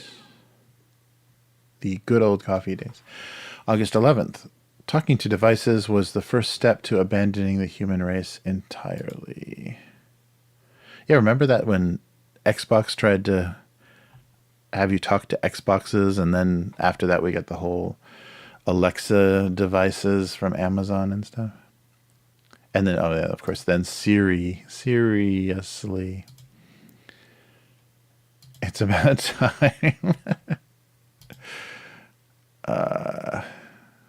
August 16th. Room temperature chocolate milk did not benefit in any way from his relationship with the thermos. He was not involved. August 18th. The bull realized his very existence was complicit in breaking more than a few eggs. A mixing bowl. I should have said mixing bowl. Oh, there we go. They were tiny donut children that never grew up. Little donut holes. You are all cannibals.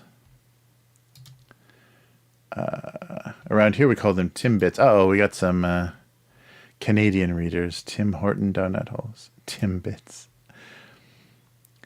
August 25th. They had a surprising disregard for the welfare of others. Medical supplies. All right, more coffee jokes. Jeez. August 30th. He was surprised how the idea of coffee had become so dark and bitter. Oh, look at the little coffee beans. They're too dark to even see. I don't get it. That's a good comment. I think that should go on the cover. I don't get it. Dark and bitter. September 1st. Brewing in public was far more difficult than he first thought. It was embarrassing to brew in public. Down south they call it sun tea. I've seen this done in the north too. Makes very clear and tasty tea. Oh, there's one more somewhere. Feeling a bit infused. Oh, there you go. P. coli. With the pun. September 6th. Look at this. Clear dust collection bins had an odd pride in displaying their filth that vacuum bags did not. Yeah, that is oddly disgusting now that we... I guess it's easier for finding stuff you accidentally vacuumed up. Earring backs and things that you didn't mean to, but it's pretty gnarly.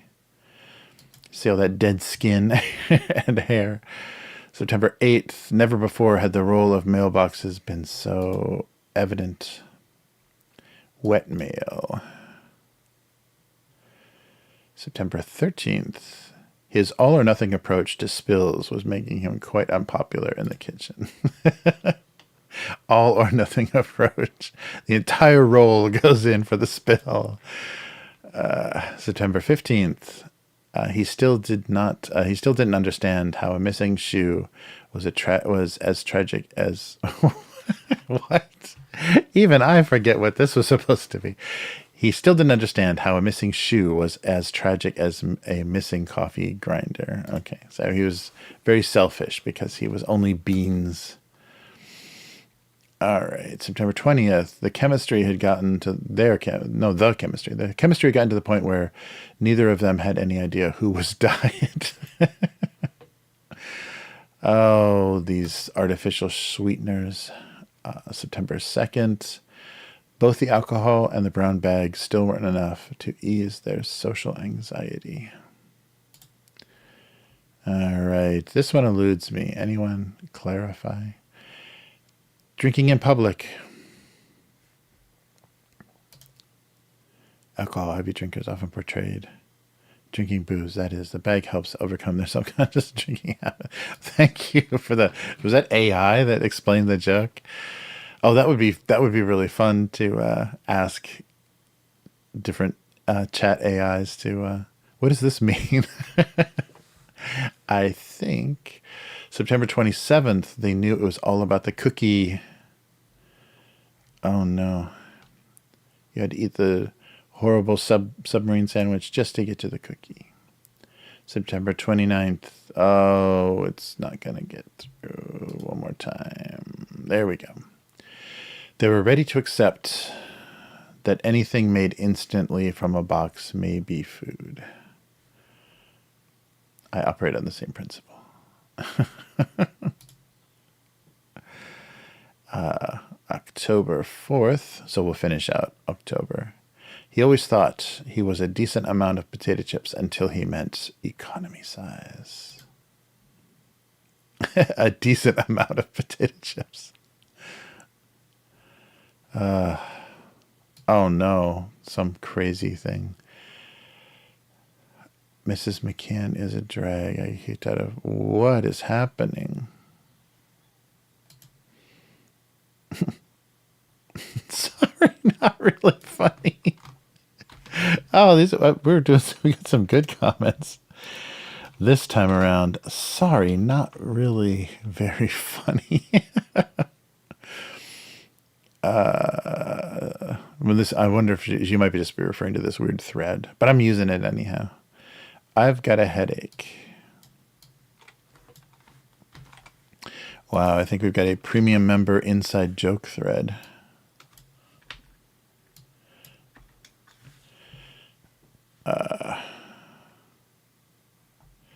All right, I'll get the men dragged from trees reference, but we'll see.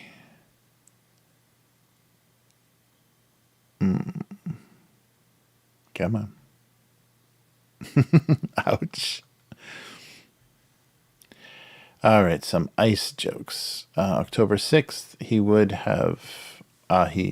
soon have to accept being a mislabeled bag of water. Up, up, and away. Okay, what the hell is going on? I guess people are just like randomly filling comment sections. All right. Yeah, that's weird. October 11th, he worried that this was how it was going to be from now on. An upside down cup. Typical Match.com date. There you go. Perhaps only half-blind date. She actually vowed the friend that set her up.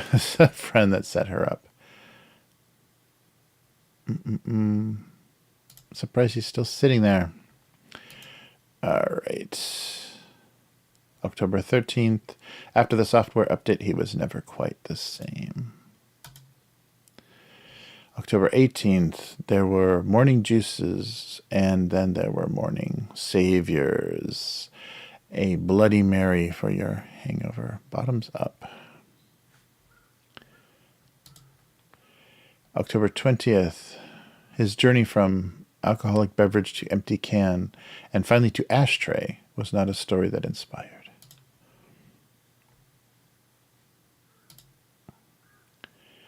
Drives the recyclers nuts. Is this a paid endorsement? Yes, I drew the labels very accurately. It's all in his Pabst. All right. And October 25th, store brand vanilla possessed an icy immortality. That was the thing. And I guess it was always there for pie or for birthday cakes or whatever. But we always had a way too large thing of really cheap, terrible vanilla ice cream, just like getting all frosty and weird in the freezer forever. Always. Icy immortality. Oh, here we go. Halloween joke. October 27th, once houses ran out of candy, things got a little weird. A shot for the kids. All right, yes, I've been here. And then November 1st, so we'll stop here. Breath mints and gum could only do so much. All right. Oh, but they tried. All right, so we'll pick up there and do November, December, January next time. All right. So back to, oh no. Oh no, we have to write some jokes that will then be commented on. Yes, a very fresh, minty end to the comments. There are some good ones. I've got a headache was pretty good. Sorry, not really very funny. I don't get it. What is with the dots? Losing my mind here. Trying to hit the like button. Yeah, maybe I'll do, instead of like on the back of the book or whatever, I'll just do like a whole page of comments for the next collection, which I have no idea. I keep going back to the Lulu page to like start to, get their new templates and download everything. And that store is just falling apart. I don't know if they're doing very well. It's just their interface is not very usable, and their search is garbage. So the discovery of any of my stuff that I've posted on Lulu is just impossible. No one's going to find anything, because they had a sale just recently where they gave like a 30% or 20% coupon, which they rarely do anymore. So just taking a look at some of the RPG stuff that people were doing physical print on demand for. And it was impossible to search for anything. It was just garbage results. I was just getting like 10,000 results, and then half of them were only EPUB books or like, digital. It was really a mess. So, yeah, and the filters weren't working. So, yeah, very frustrating. So I'm losing my faith in Lulu, but they're the only kind of free, 100% free solution that gives you an ISBN number. You can do Lightning, which I'm not sure if they are the big distributor, the big book distributor. I'm not sure if they're owned by Amazon. For some reason, I thought there was some connection with Amazon. But they're $50 a book. You got to pay $50 for everything you post, and it'll take me a long time to make that back with the way my books sell. So, yeah, I don't know. Something weird going on. I wonder if they're still even trying anymore. Yeah, so I don't know. I don't know what I'm going to do for the collection. Every time I try to get back to, laying it out, it's very discouraging. So we'll see. What's that gizmo? It's mysterious. It has a big instruction manual, so that's going to be the joke, is he doesn't know what he is, but he has a very in-depth manual.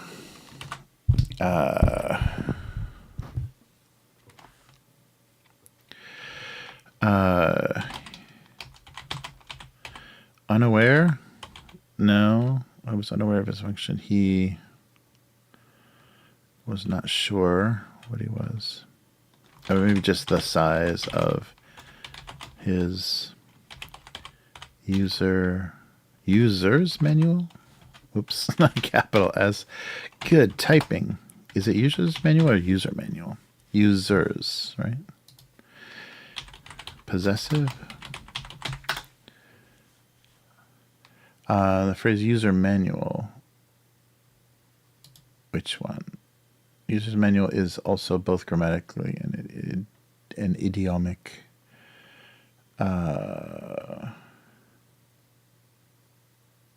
Attributive noun. I guess I'll just do user manual. I don't know what sounds the most.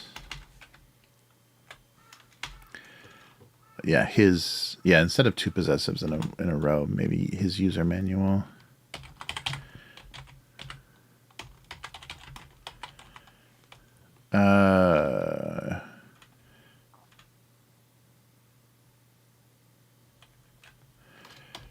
Suggested he had many and varied functions. Or maybe complicated. Many complex and varied functions.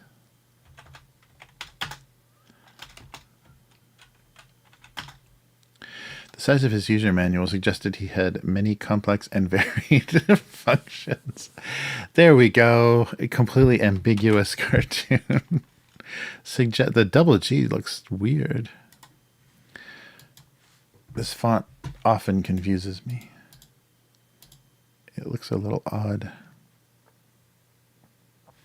Yeah, it's not touching, so it's okay, but it's really close to looking badly spaced. The size of his user manual suggested he had many complex and varied functions.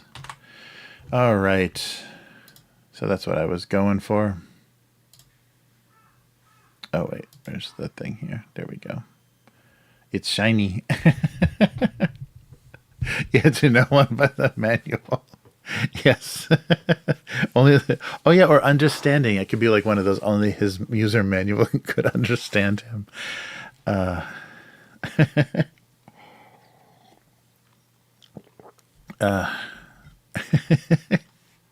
Yeah, I guess I'm kind of hinting at that. But I like that idea. Yeah, only his manual could understand him. Nobody knew his use or purpose or anything except the manual. This reads like stereo instructions. All right, and east versus west. So the varied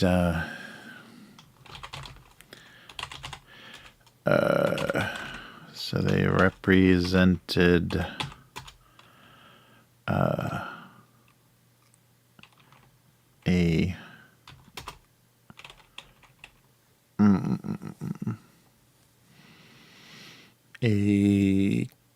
what is it? A varied range of expression of the term lunchbox. They represented the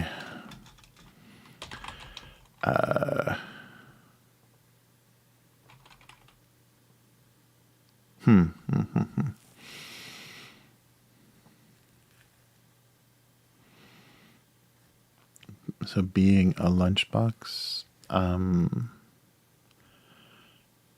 or the furthest, maybe not represented, or they were just as far apart from being from both being called lunchboxes. But what am I thinking of? The furthest possible, not range, but like how far on a scale of, yeah, how far apart something can be dissimilar and still be called a lunchbox.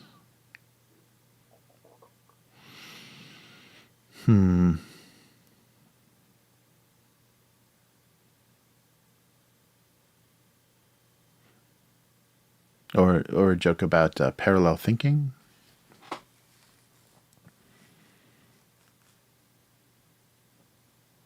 Oh, versus, yes. Oh, spectrum, yeah. Oh, that's good. Yeah. Spectrum of lunchbox, of the idea of lunchbox. Shoot, yeah. I had, when I was drawing it, there was like something.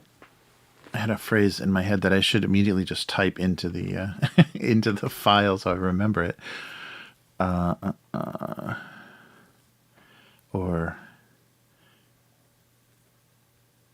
But yeah, that's a funny kind of parallel thinking between opposite sides of the world.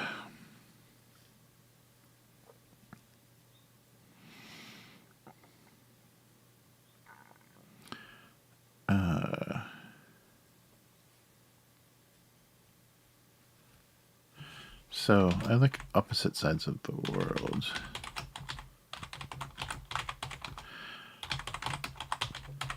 Managed to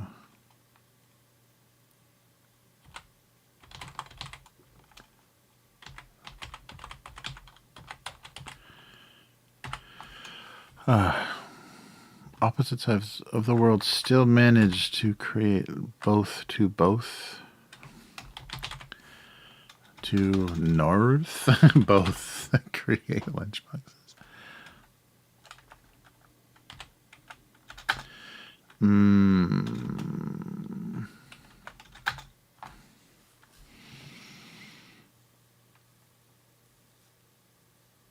Somehow opposite sides of the world somehow still manage to both. Ugh, there's too much nonsense in there.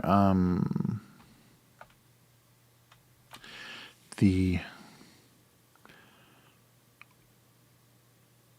I like the thermos cup. I think it's way too big to even fit in that lunchbox, but we'll see.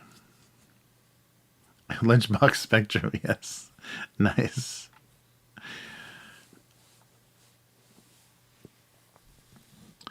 Yes. Oh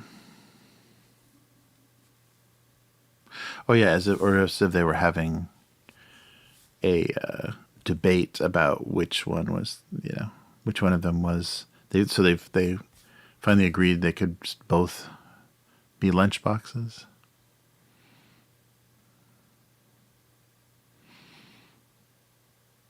Or allowed a wide spectrum of lunchbox was allowed to exist.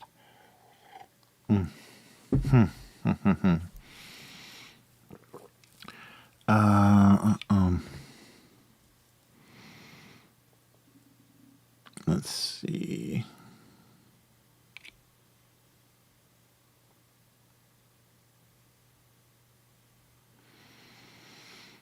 They got very different results.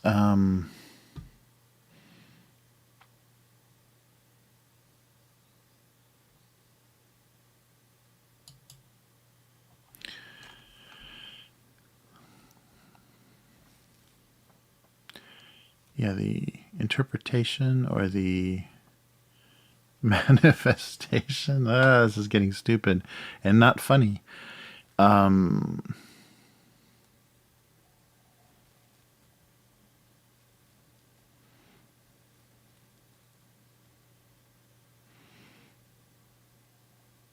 Oh, of they world. Opposite sides of they world. Yikes. I would have read right past that error, and spell check would not have caught that.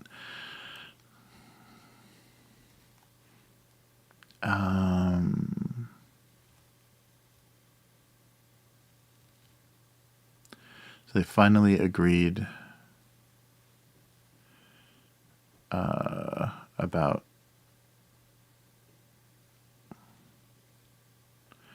the world contained many different kinds of lunch boxes.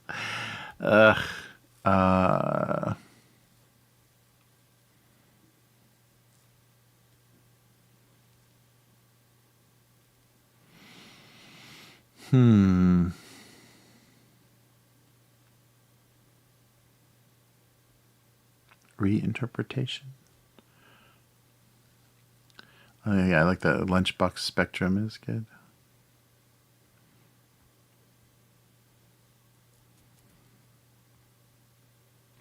Yeah, so they both sat somewhere on ends of the lunchbox spectrum.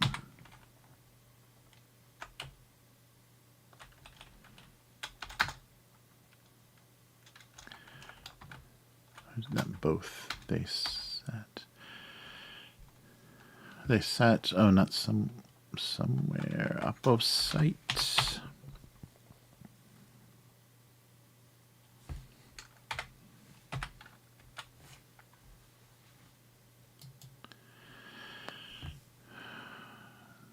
Somewhere, is that? Yeah, I guess. Yeah, they sat. Yeah, indefinitely. Or unsure how far apart. They sat somewhere on opposite ends of the lunchbox spectrum.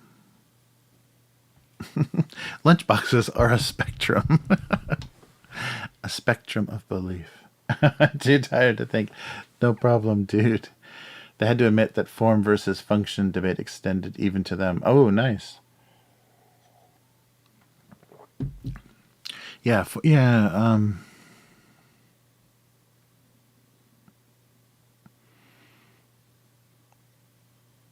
yeah, somebody said lunchbox, and two completely different things were created.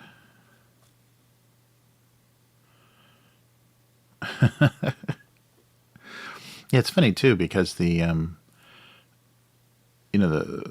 kind of the layered, because most, even the simplest Japanese lunchboxes always have layers.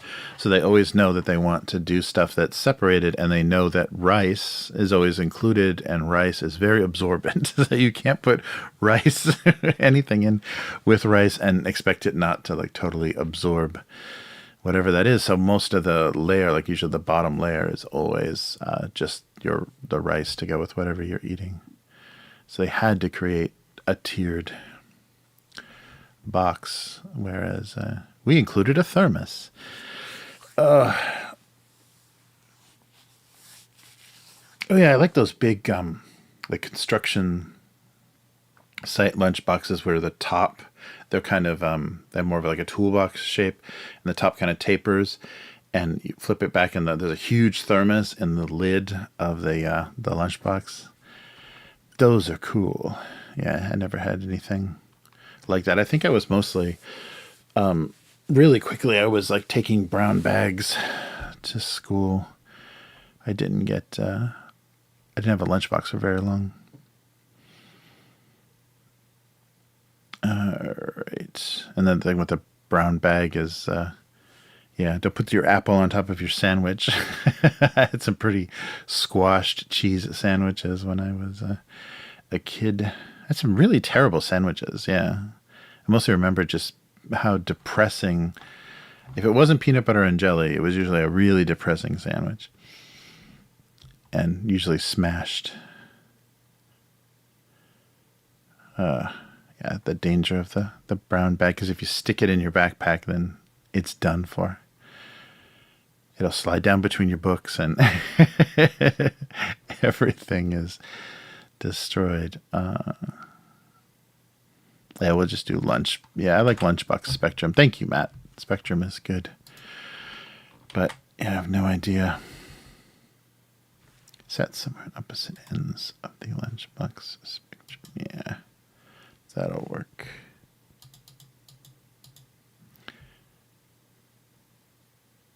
Okay. And I can actually check it. The size of his user manual suggested he had many, comma,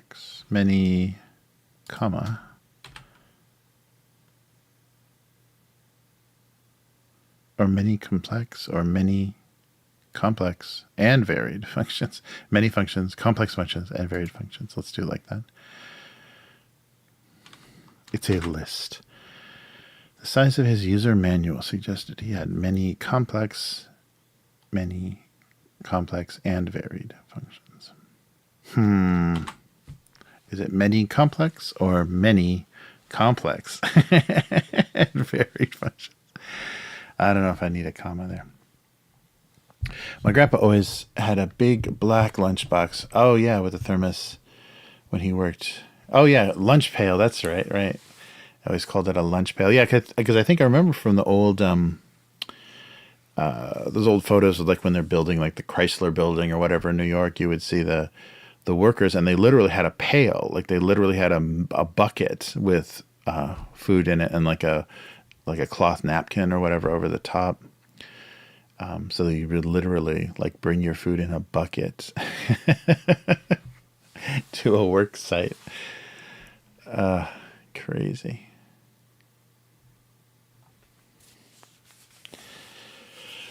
Oh, man. Okay. No, I think we got him. So is everybody ready for meat pizza snacks?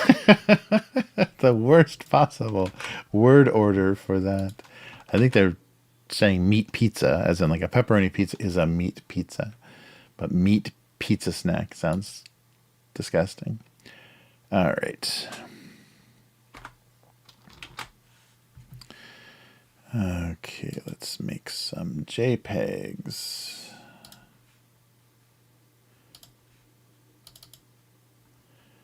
All right. Oh, I might actually... Oh, no, it's too late.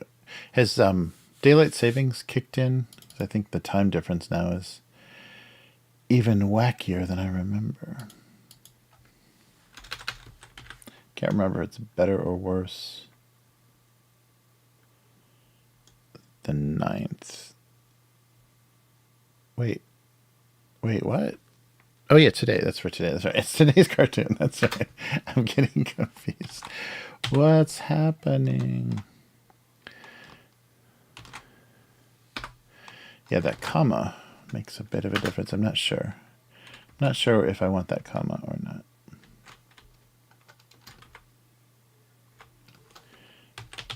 And this is for the 14th. Let me double check. 14th is next Tuesday, right? Wow, yeah. The month is already going too fast. And then we'll just revert. All right.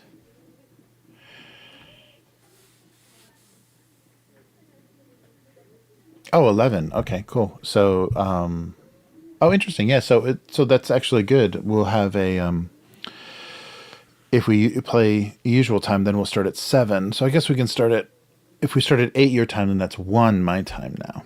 That's cool. Cool. All right. So yeah, if it's 11 for you, then we can either start an hour early, it would be the same time for me, or start an hour later for me, which would probably be easier, just in case there's something going on in the morning on Saturday. Cool. All right. So let's head over to the convenience store and see what, see how disgusting this gets.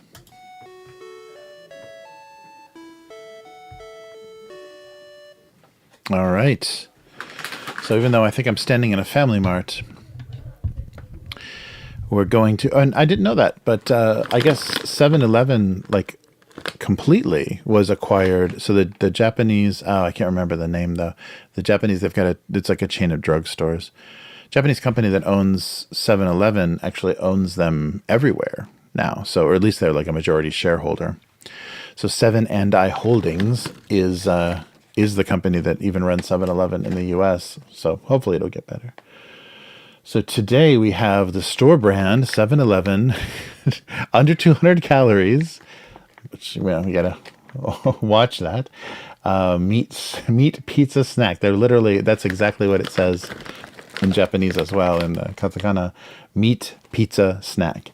And so they're showing a pizza that has hamburger. I don't know, ground beef. I don't know what's supposed to be on that pizza. Maybe ground sausage.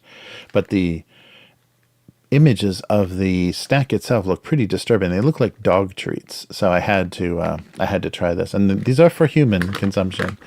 And so there's nothing, they say there's a reduced fat powder. One of the powders in here is reduced fat, giving them probably fewer calories than normal. But I don't know. So if they taste particularly disgusting, it's because they're trying to keep the calories down.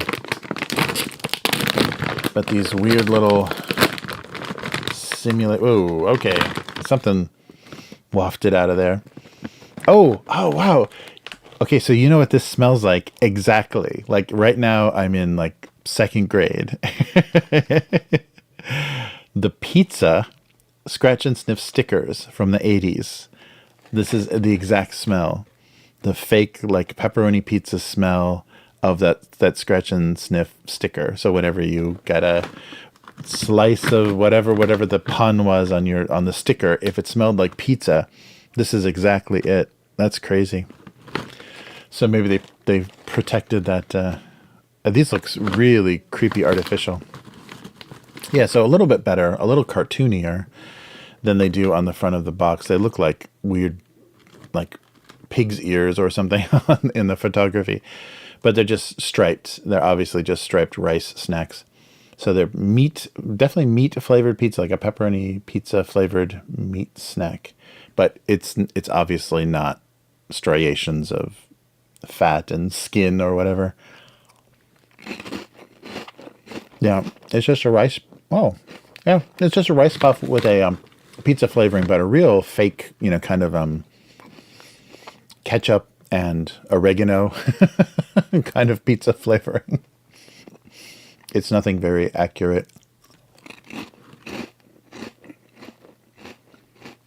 Yeah, there's some spice in there that's making it a little bit, kind of pepperoni style. But yeah, this is very fake, the striations. That's good.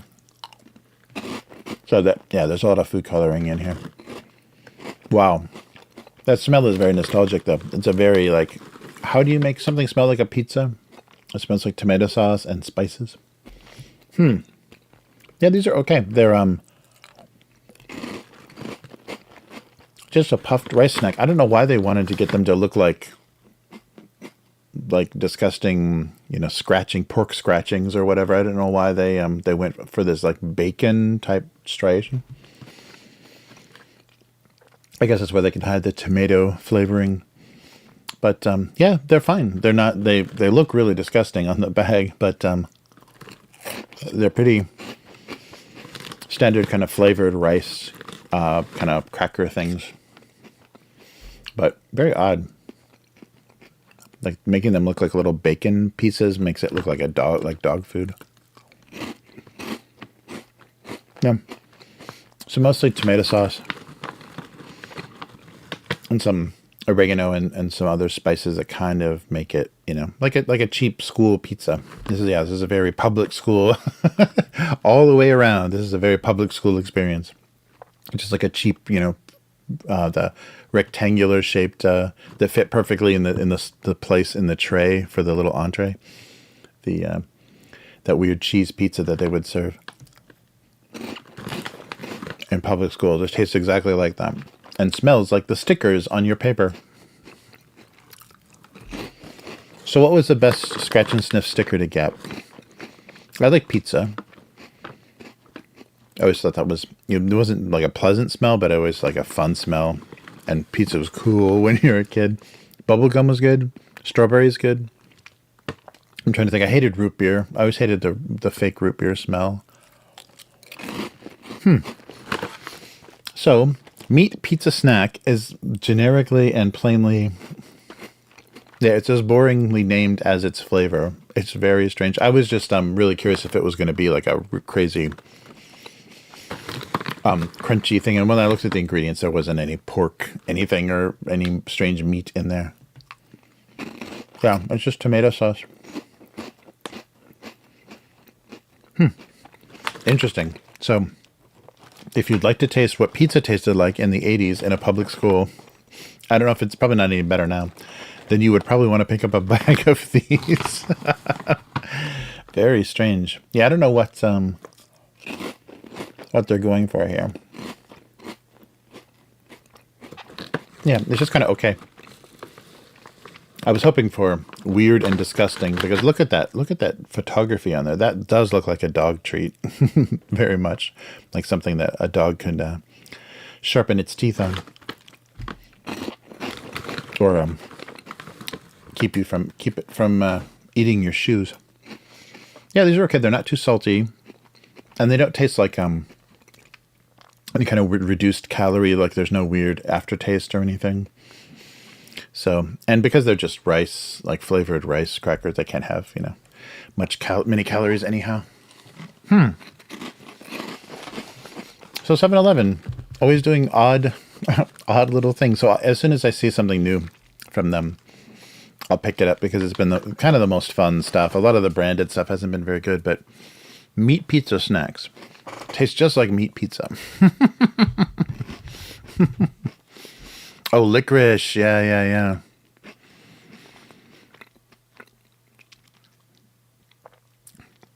Yeah. Oh, grape. Oh, yeah, grape. Yes.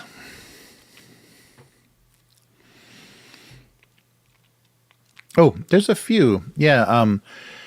There are like, and they don't last for very long, but there's always a few like random, really good pizza places like that.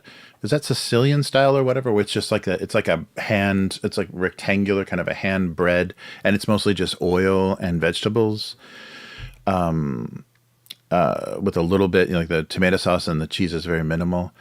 There's pizza places like that. Most of like the chain or the Italian restaurant pizza places are not very good. There's a lot of corn on pizzas in Japan, but yeah, occasionally there's nice, but they're really expensive too. Like for some reason, pizza here starts at $30. Just like a regular size pizza starts at $30. So you can pay $50-$60 for a pizza, depending on the toppings here, and that's like cheap delivery pizza. So in restaurants, it gets really expensive. But yeah, they come and go though. That's the thing that's very depressing. Yeah, so grape smell. Yeah, root beer stickers. What else? There was so many random, and that was the funny thing is sometimes the image of the scratch and sniff sticker doesn't really give away what it's going to smell like. And so you have to kind of figure it out. Like it'll have the coloring. Like if it's bubble gum, maybe the image will be pink, but it won't specifically say this is supposed to smell like bubble gum. But most of the range was similar to the smells that were in the like markers, those smelly markers. I forget what brand those were, but each color had a different smell. Nice.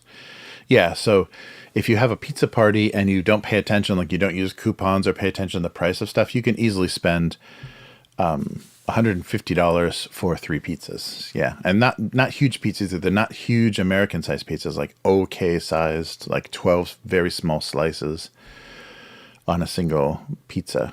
So yeah, it's crazy. So it's not, even though, I mean, you can get okay prices, nothing that cheap. Like I think we end up paying, like if we get 2 pizzas with like 1 topping or 2 toppings, we split $40. Yeah, so you can get a pizza for an okay pizza with like a single topping for about 2,000 yen, which is like, was it like $15 US? So yeah. Oh no, Jon Stewart bag on Chicago pizza. It's not pizza, it's a casserole. Yeah, right. If you're eating it with a fork and a knife. Yeah, it's so heavy. I remember. I lived in Chicago for like 4 years, and I think I only had once or twice had Chicago style pizza. Very rarely did I eat that because it's just like a punch in the stomach. There's so much cheese, and it's just really heavy and oily. Yeah, for some reason they put corn on everything here too. So salad will have corn on it, and pizza has corn on it quite often. Like if they don't have another ingredient, like if the pizza place wants to do like a Hawaiian pizza, they'll do pineapple, ham, and then they're like, what else? Corn. And so corn is like always the added ingredient, I guess, to visually. But yeah, very, very odd.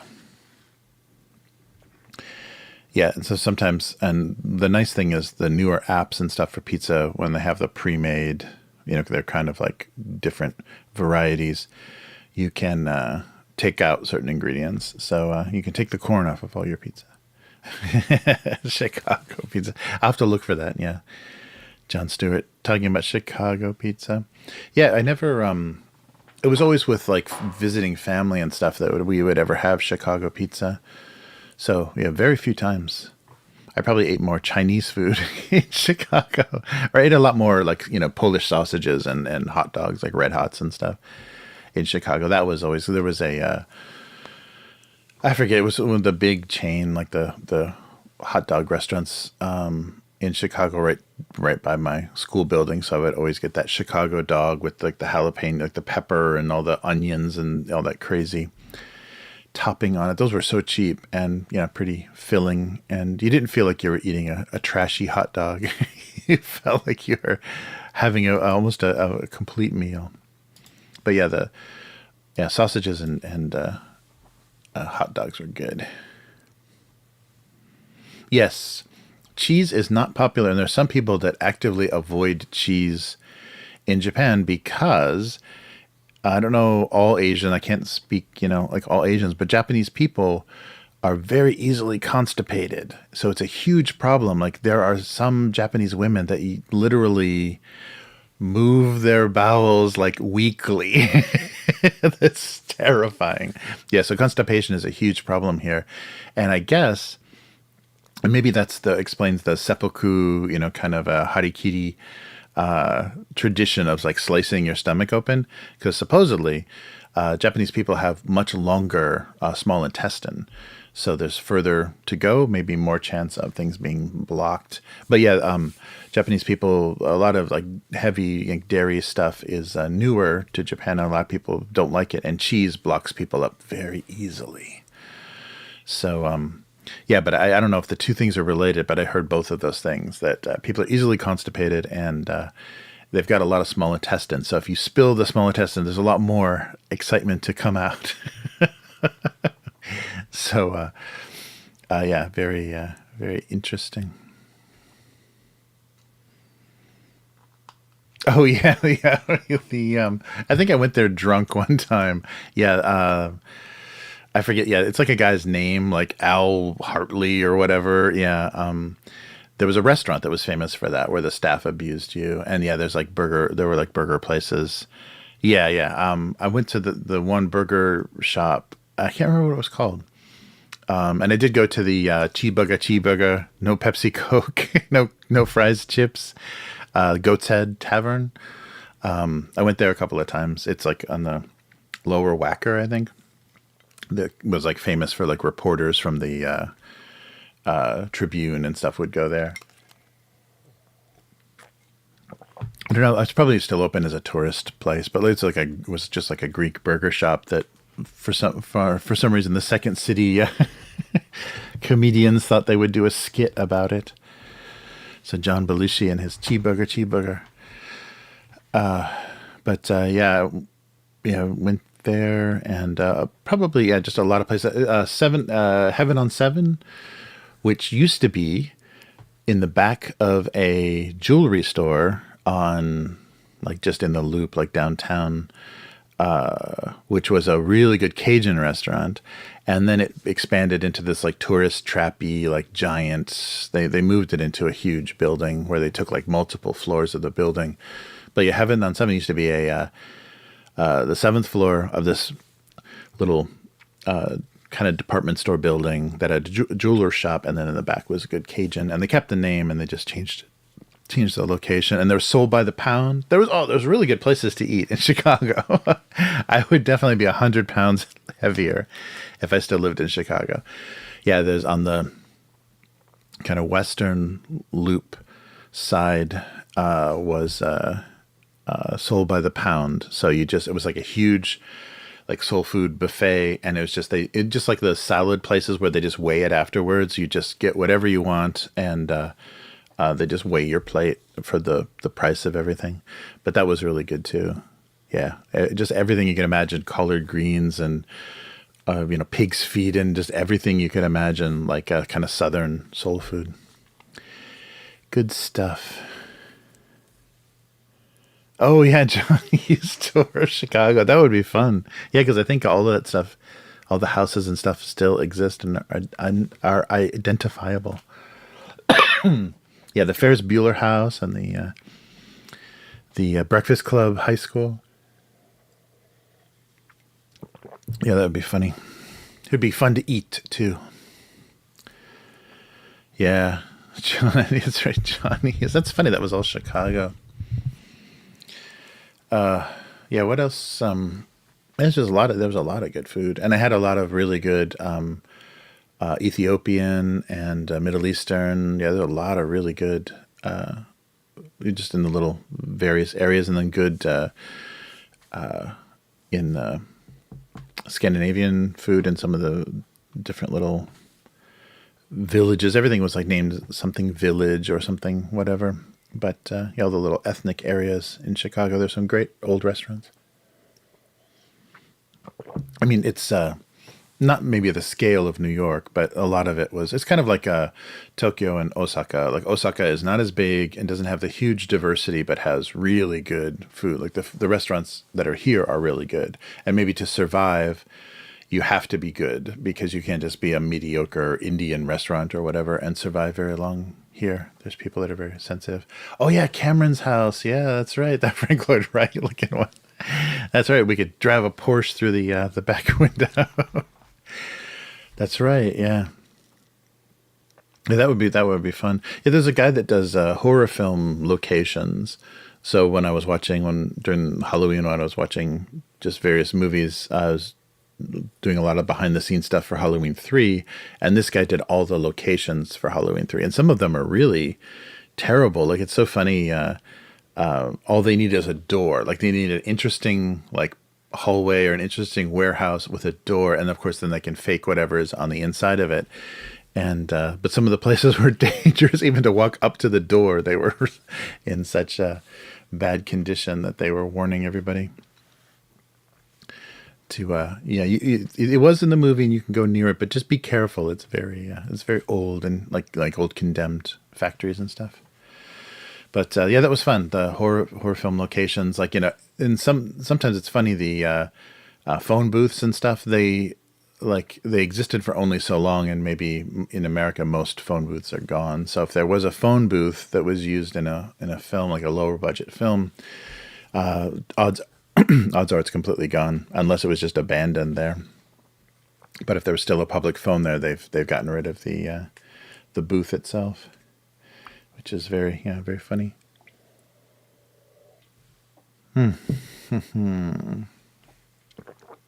Yeah, I should look online how many of those how many John Hughes locations are still there. It's got to be tough too, because must get people driving by your house constantly. If you have a famous house, like if you live in the Brady Bunch house or whatever, like a really identifiable house, must get people driving all the time, stopping, getting out, taking pictures. And in the Instagram age, maybe it's even worse. But then there's the people that have those famous houses and they totally remodel them so they don't look anything like what they did. Nice. Oh, nice. A George Romero tour in Pittsburgh. That would be great.